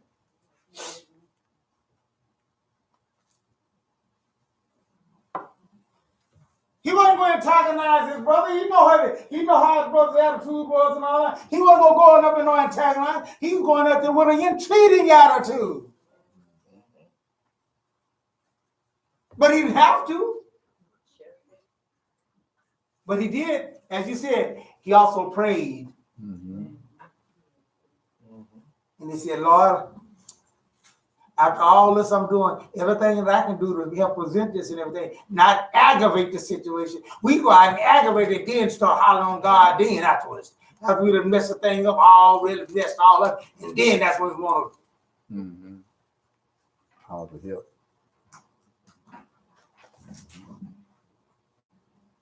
As well, they say, an ounce of prevention is better than a pound of cure. Amen. So Yaakov was coming up with all kind of prevention and stuff that he can come up with. So he said, hey, I'm gonna put my cattle up here first, we're gonna divide our camp up, let them see that first, and then we're gonna put them.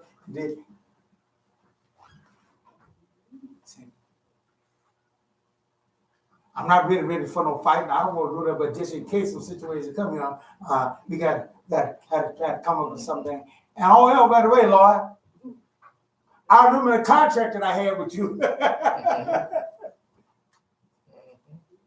I remember what you promised me and everything. I'm counting on that.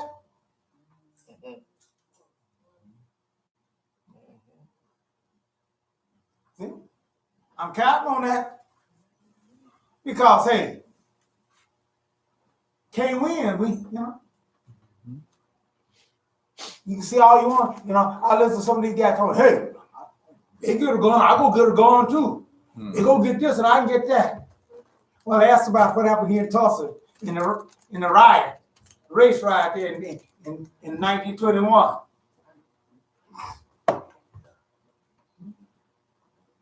Can't win. They wouldn't get guns, the others wouldn't get guns. They wouldn't get little automatic guns. They wouldn't get automatic guns. But then after that, they started getting tanks. Plane. And dropping bombs and stuff. Well, they ain't got nothing to deal with it.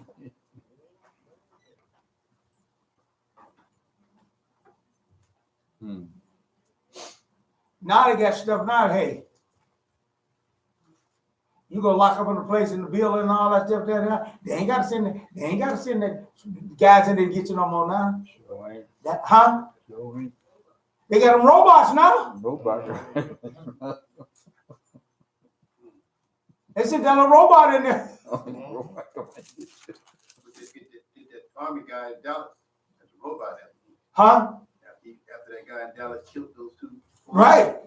Now he's too tough. We gonna send the big boy. And there you go. That robot put it on too. Jody. They got that little armored tank that's in it. Yeah, right. You go in there and block out in your house and everything there. Next thing you know, the walls and everything coming down. And the tape going right on through the wall and everything.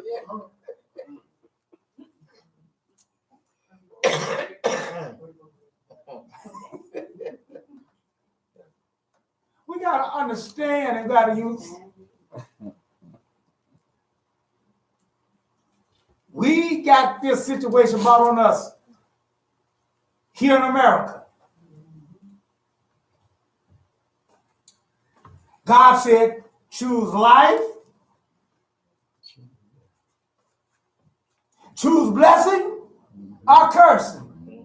And I don't know what in the world our forefathers was thinking about, but they made the wrong choice.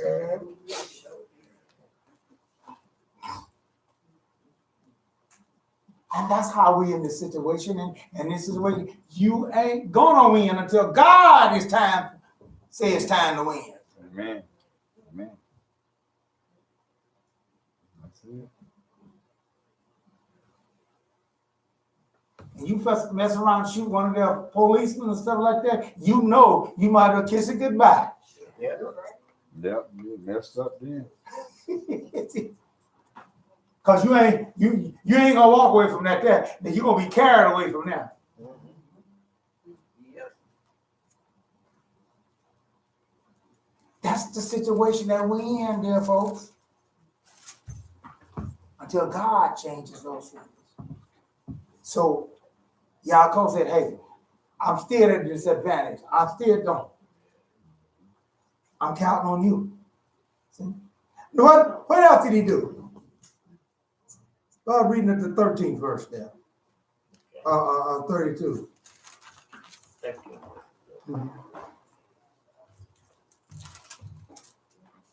Genesis 32? Yeah, Genesis 32. Yeah. Right.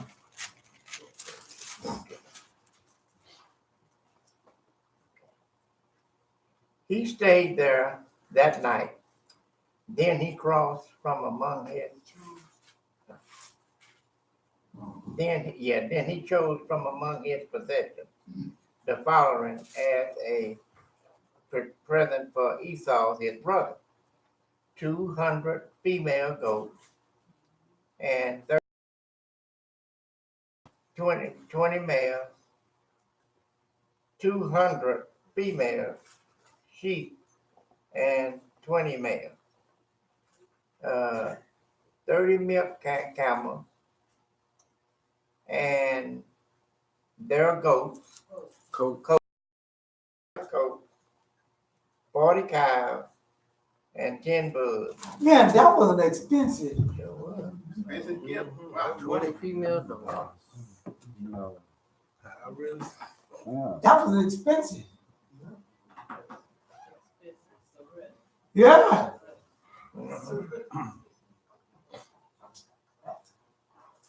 But let me tell you something. Sometimes it's cheaper. Yeah. Sometimes it's cheaper. I was telling him, I was talking to him, and he said, man, let me tell you something. I said, man, you know, your wife, y'all went back together? He said, yeah, man. I said, what? He said, it's cheaper to keep her. He told me. He said, man, them lawyers got to start getting in there and everything and all that stuff there and start talking all that stuff there and all that stuff. Man, I still be paying the lawyer now.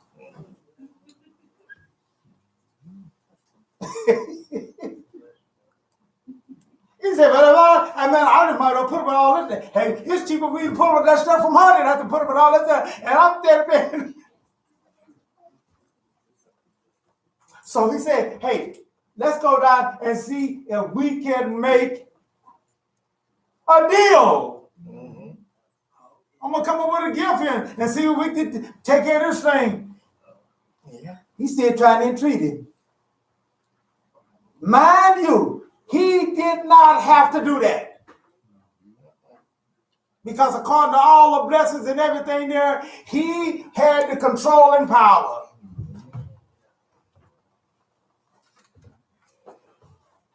But one thing that he understood, I'm going through his land. Mm-hmm. I'm going through his territory. And when you know you're in a situation where you're in the run, and you got to understand the situation that you're in, you got to operate accordingly. Yeah. I remember what he said to me last time I talked to him. Yeah. It wasn't very nice. He made it known, and it must have been so much that even Mama had to give me the advice to get out of town. Hmm? So he came up with the gifts and bought those things there.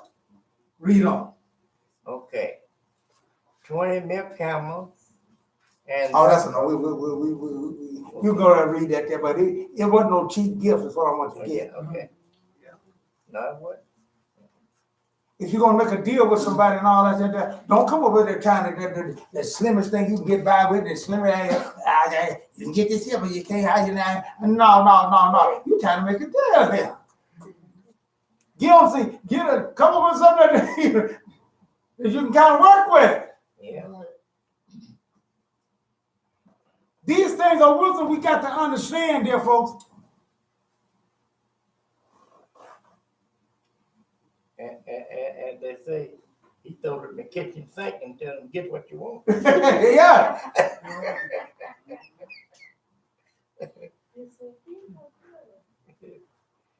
We should learn these things here. When we go to our sisters and brothers and stuff there, and we ask them, please forgive me by so and so and so on, and then we sit there and put restrictions on them. What can I do to get this thing straight? I ain't gonna do this, and I ain't gonna do that, and I ain't gonna do. So what kind of? How? I done did you wrong, and I'm gonna come to you and put all kind of restrictions on you on what you can, Now what it's gonna take for me to get straight with you? But I'm gonna give you a whole lot of. Don't ask me for this, and don't expect me to do this. I ain't gonna do that. How that's gonna work? That ain't gonna work. But all these things are lessons that we got to learn how to deal with. All these things, we got to learn how to live and get along with one another. Mm-hmm. See? After he did all those things there, and the gifts and all that didn't work. So finally, Yaakov, he had to meet Esau face to face. He finally had to go. And for time we go to Genesis 33 and read the first 3 verses there in Genesis 33. Yaakov raised his eyes and looked out, and there was Esau coming. There he was coming. See, all this stuff. See, he was trying to get Esau out to come. He was trying to get Esau out to get to the camp and everything there. So he was trying to make a deal and set up arrangements that there for him stay out there and everything there. And that boy, hey, nothing that he tried and everything on his own was working. Even though he was really humble. Let's see how humble he really was. And 400 men with him. Oh man, he shed no man. So Yaakov divided the children between Leah, Rachel, and the 2 slave girls, putting the slave girls and their children first, Leah and her children second, and Rachel and Joseph last. Then he himself passed on ahead of them and prostrated himself on the ground. Did you see what he said? Mm-hmm. Do you see what he did? Mm-hmm. Do you understand what he did? Mm-hmm.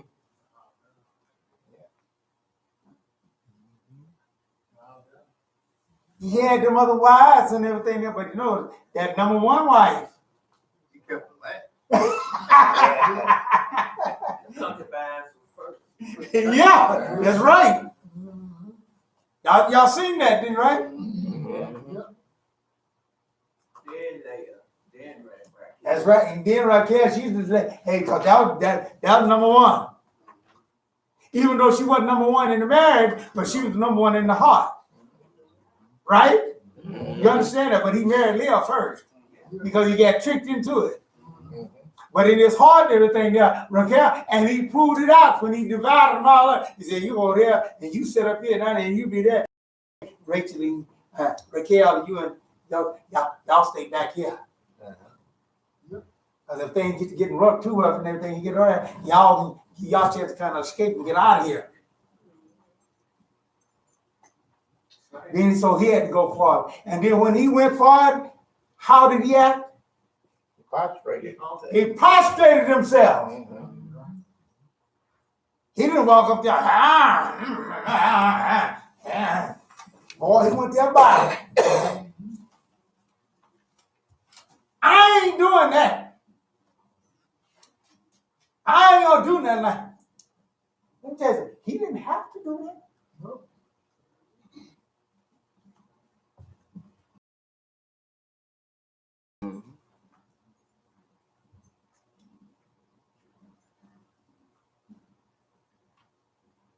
As I tell y'all, a lot of times my boss, I came in, boss said some things and we tried some things to me that, hey, I didn't like and everything, but hey, I had to kneel down to him.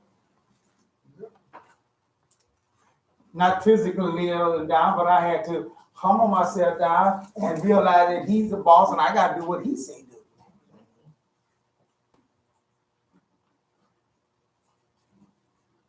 Okay? You got to learn that.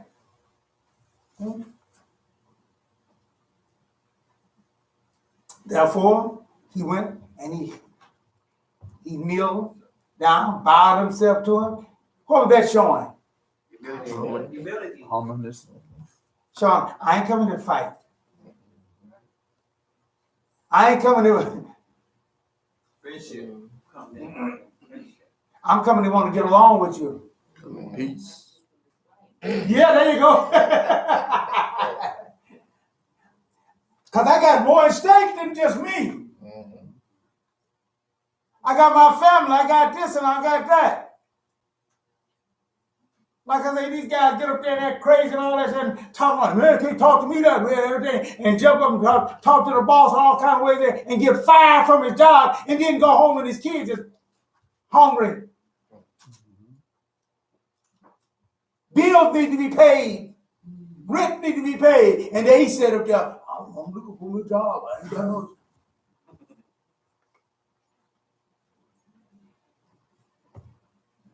Because he got this big sense of pride, this big attitude and everything that he can't humble himself. He can't take down.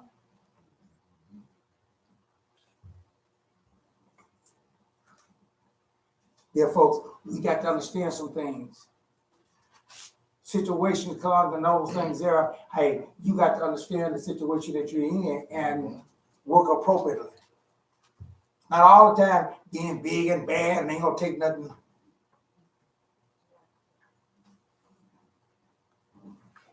Yaakov could have done that way, but he didn't. Like that people where he's talking to one of the people in the audience, and was talking. What he said, he was talking to a young man that was handicapped, and he lost his job on the road thing by not ugly himself. Yeah. And he was like $1 million, millions Oh of dollars, and he lost it all just because he wouldn't offer himself. There's one guy that they fired him off a team and everything because they done told him, when you have to understand something. When you're on a team, my job told me that. He said, look, when you are out on a trip and all like that, you represent animal code. And whatever you do and all those things represent us. Even though I was off the clock. He said, I don't care. If we in there 24, you represent us. You go out there and get in trouble on your own like that, it's going to be reflected on us. Right.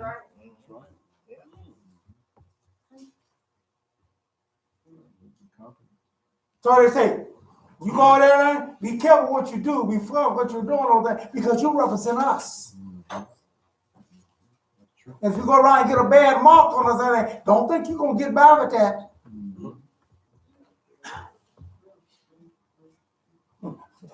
We ain't letting you slide.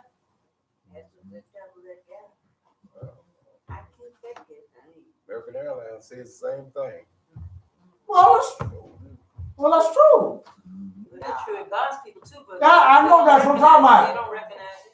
They think they self. That's right. It's them. Same thing. We represent. And that's what we got to understand. He said, you are my witness. That's right. Supposed to We be. represent y'all. You just can't go out and do whatever you want to do and everything. Act all kind of way on it and then think. You represent me. That's right. Well, that's what the guys, they told him. They just wanted him to say what he said he wouldn't mean it in the way that Right. But he wouldn't do that. No. They told me you need to clean up your act and you can't talk that way when you're around. Hey, I'm from the hood and the hood talk that way. And they said, well, hey, you can't. Go back in the hood and see if you make these millions of dollars like you do on this team here. That's right. We gotta use some sense there, for we gotta,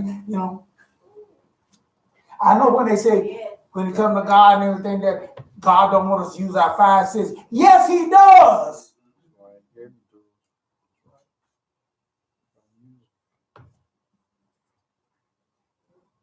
Read on this. What did he do? He went there and you say he bowed? He bowed to his brother. It said, then he himself passed on ahead of them. He went on ahead and left this group and everything, and he went on ahead of them, right on ahead of them. So he didn't want his brother to get to the camp yet, so he and prostrated himself on the ground. prostrated 7 times. Oh! What? 7 7 times. 7 times. Before approaching his brother.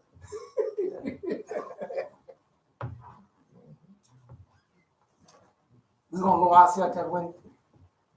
Can we be like him? Can we be like Yaakov? Can we do those things, yeah? No, I ain't doing that. I ain't. Yeah. Y'all can use you.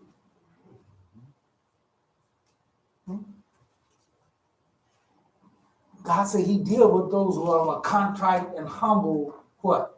Spirit.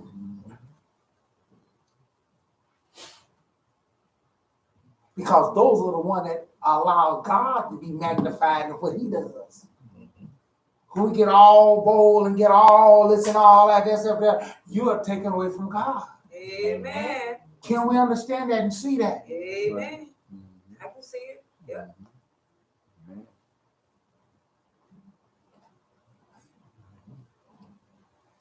These things should teach us how to get along and teach us how to run. So, after he done did all those things there, he not knowing, he not really understanding how to did his part.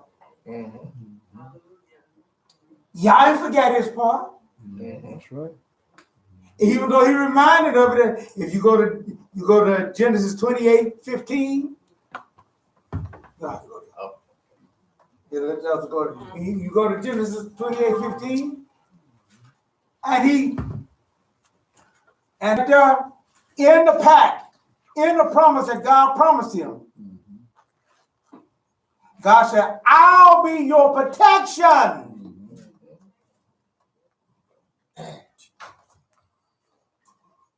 And I'll bring you back safely.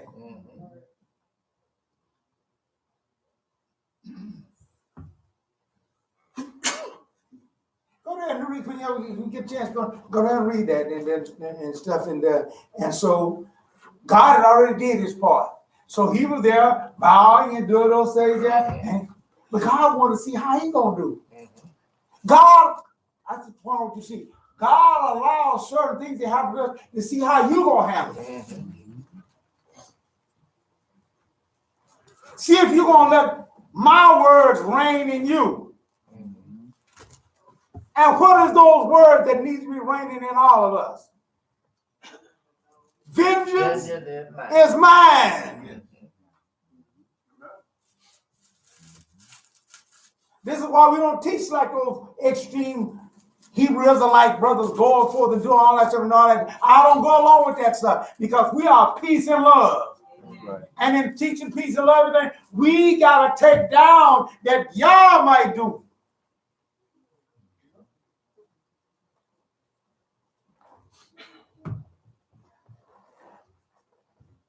Even though we had a right and all those things there, we might have a situation and all that there, but there's nothing wrong with letting Yah take over. That's right. Let's see what happened there. Okay. Start reading. The 4th verse. Yeah.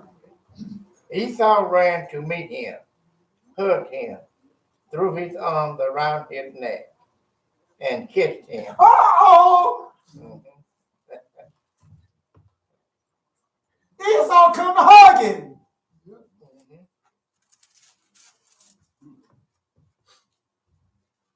Some of the rabbis, I don't know where to get that stuff. Some of the rabbis said he came there really wanted, he was trying, and then talking about the kids, he's wanting to bite him and everything, but Why? because that hatred. Esau wanted to fight him. He still wanted to do damage to him, but Yah was protecting him, wouldn't let him do it. But I don't think so. I think that his heart was changed. Yeah, Yah had already done it, like you said. Yah had already done his work. Yeah, Yah had already taken care of it. And when he saw Yaakov doing his part of everything, that just instilled even more. Yeah.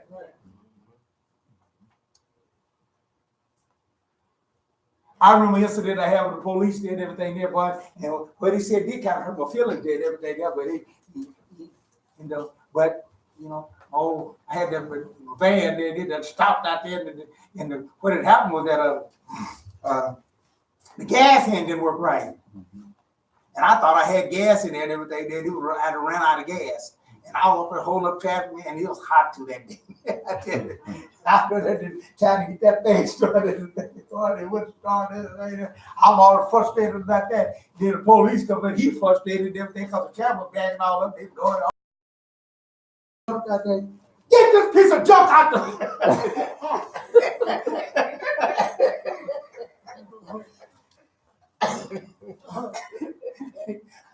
I can see that, I can see that he was upset and everything, Yeah, right. And what, and that's why I say those two voices. One voice wanted me to do a certain thing, and another voice told,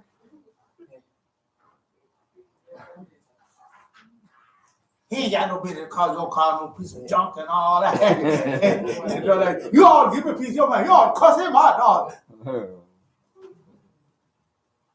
And the other man said, no, I don't do that. Look at it position. And I said, sir, you're right. I said, that's what I'm trying to do.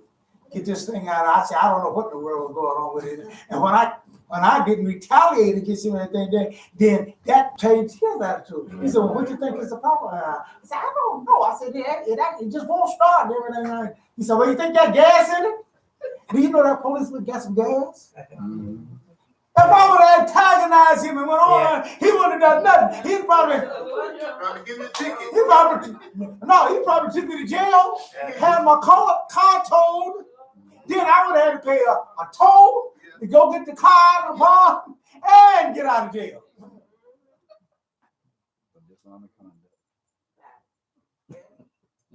Well, because I'm so glad that I listened to that other voice that said, take under, don't be done. I kind of look at the thing from his perspective. Yeah, I remember one time my horses got out. And they was down there at the school, the private school down there. They was inside of there, and they was in school. I'm down there trying to get them out there. The woman come out, get them horses out of here. I said, woman, what you think I'm trying to do?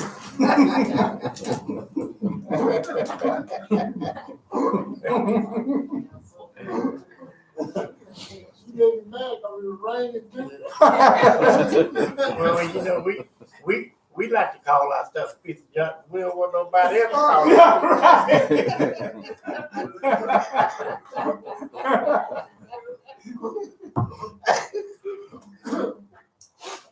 it.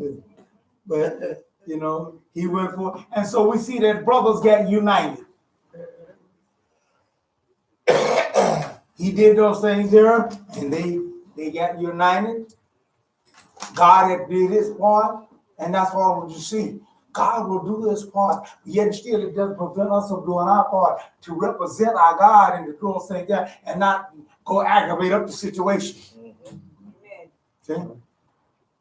But God still made it a choice as to who he had chosen. See? Yeah.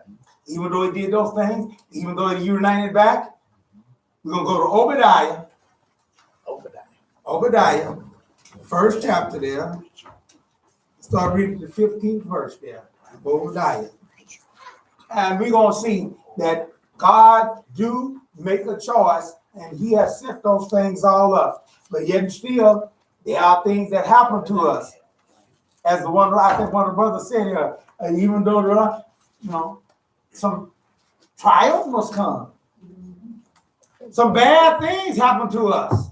Paid Obadiah. 7:42. To help us out. See? To test us. As Paul, it's tough, but it comes to test us to make sure we know where we at. Because we can get so spiritual minded and think we're so this and we think we're so that and everything there. But the only thing going to test it out is God asks us to do something.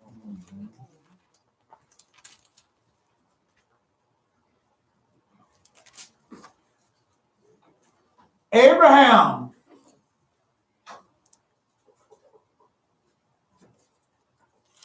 proved a lot of things. But then God asked him, go get your son, your only son. Obadiah. Yeah. Obadiah first. And test it. Yeah. And when he had the knife thrust back and everything else, what did God say to him? Tell them don't lay a hand on the child. He told him, don't do it. Don't do it. He said, now I know. That's where it's.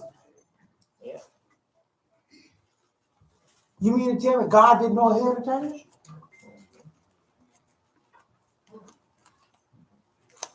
Why does the Bible tell, and why does the scripture say that he said that the angel said, now God knows? Faith without works is dead. See? Say that again. Faith without works is dead.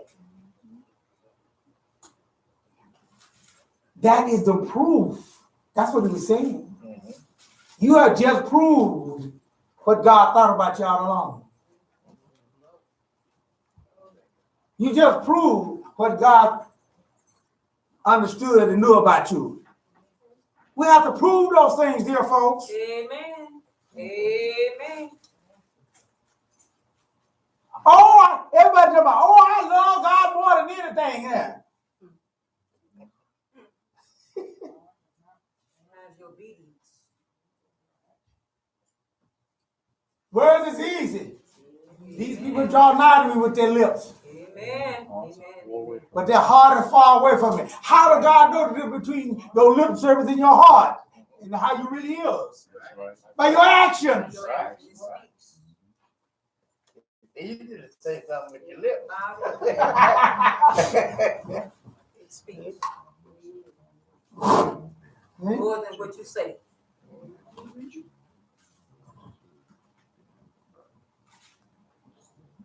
God said, hey, man, Lord, you get me out of this problem, you get out of that, hey, I'll come with you, I'll be your service and everything. I don't care if ain't nobody here with me. I'm going to show up and everything. And I believe he meant it at that time. Mm-hmm. That jail syndrome, that's what I call it. When he's locked up and everything there. But boy, matter of fact, I don't think, after that, I don't think if he did come 1 or 2 times, that's about it.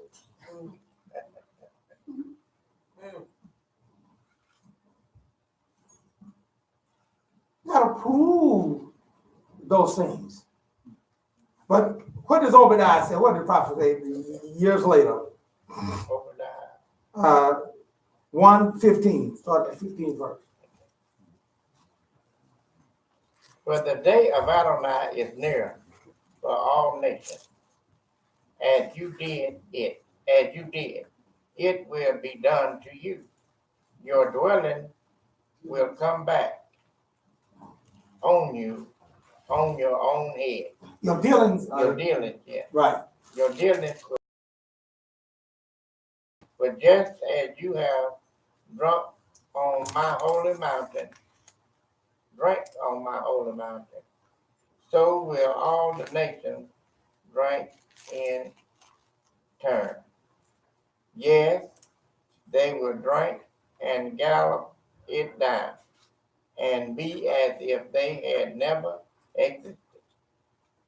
But on Mount Zion there will be a holy remnant who will escape, and the houses of Yaakov will response their rightful inheritance.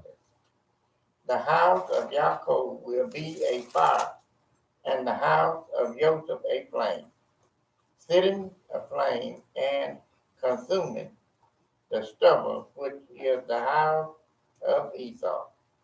None of the house of Esau will remain, for Adonai has spoken. So here, even though they were twin brothers, from the same loins, from the same womb, and everything else, but Yaakov is God's choice. Because Yaakov had that characteristic. Yaakov had that thing that God loves and he can deal with. And that's a contrite, lowly spirit. Spirit. And that type of spirit is one that will take correction. That is the one that will hearken and listen to God's will. As our song we were singing today here, I say yes to your will, not my will. The Mashiach, when he came, is that what he said? I come not to do my own desire, but to desire the one that sent me. In closing for today, dear folks, God has proven this out by his dealing with those. And from now on, because of that attitude, don't let that people tell you, oh, that's a weak attitude. You teaching a weak. That's what they've been telling us ever since we started this thing. God gave it to our apostles for us to go out and preach peace and love. Mm-hmm. We ain't just started this, God. We've been teaching this from the get-go. Yeah. And that's what they said about us. The old branch of Jerusalem over there, they call themselves Hebrew. They ain't no Hebrew Israelite. They ain't no that. Because they don't do that. But they ain't went back and checked our forefathers to see how they was. Mm-hmm. Yaakov, who is the father of how many tribes of Israel? 12.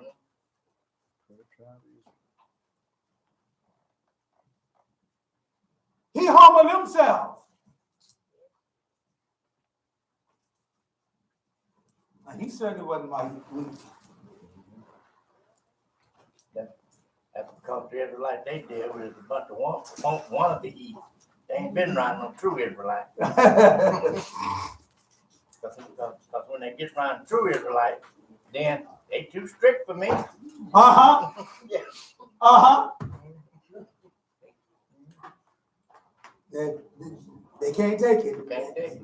But dear folks, blessed are you. Why? Because it's the brother, I want you to get this. Even though the brothers made up and they became back friends and all those things there, God seemed to the devil peace him, but God let us know that his choice was who?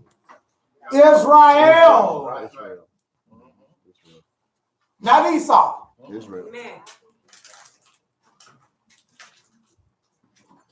Esau took care of that when he was so hungry.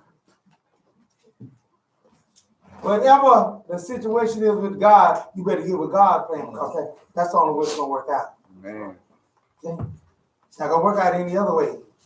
And that's what I tell folks in the end here when we go to Romans 11.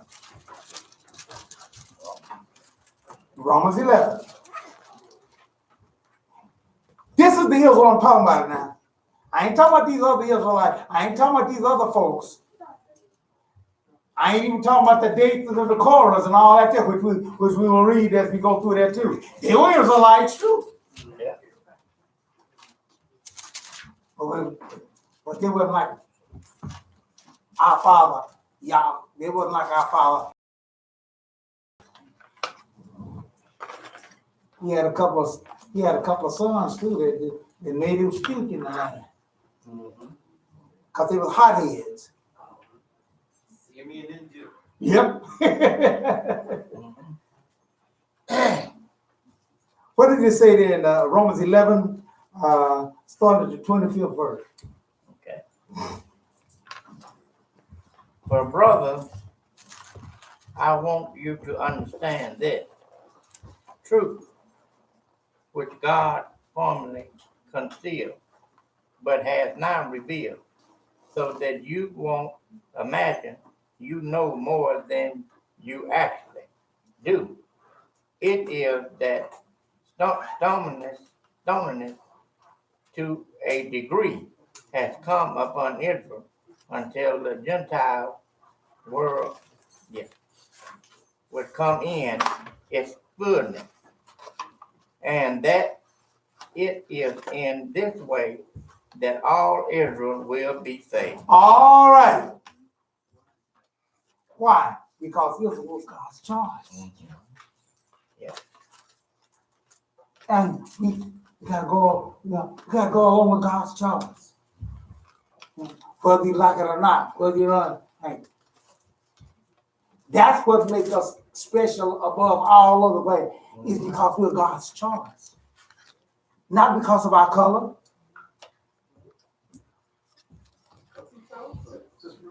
Who said made your coach thinking of man? Simeon and Judah. No, Simeon and Levi. Levi, right, that's right. Yeah, thank you for that. Not Julie, it was Simeon and Levi. Yeah. That's right, thank you. Yeah. I know it was Simeon, but you're right, but it was Simeon and Levi. Two hot heads. Made him stinking. Get off the priestly tribes. Right.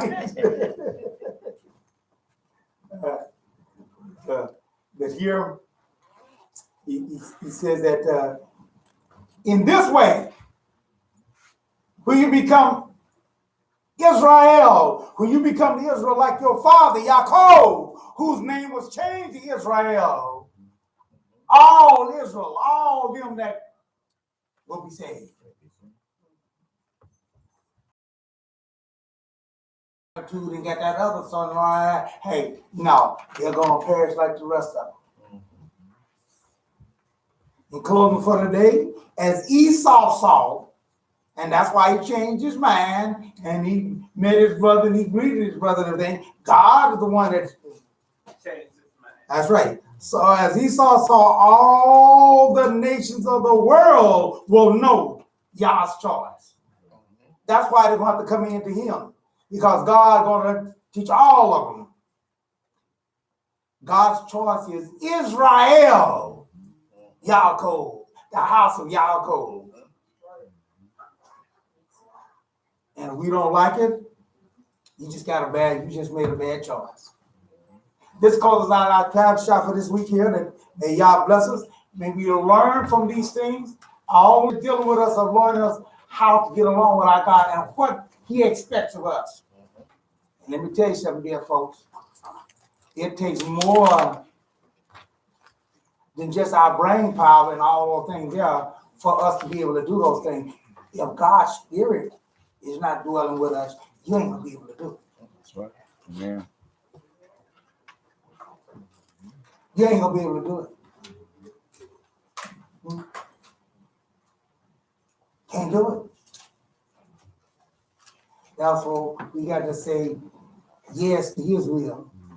The Mashiach told us, nevertheless, not my will, but what? That will. The Father's will be done. Yeah. Can we step on up to the plate? That's what it is. All right. Let's close out. And as our oath is, how shall we sing the Lord's song in a strange land?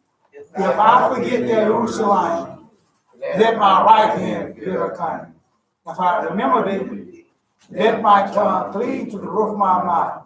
If I prefer not Jerusalem above my chief joy. Psalm 137, verses 5 and 6. Okay, now turn the hands of the Shema support like to serve for the day.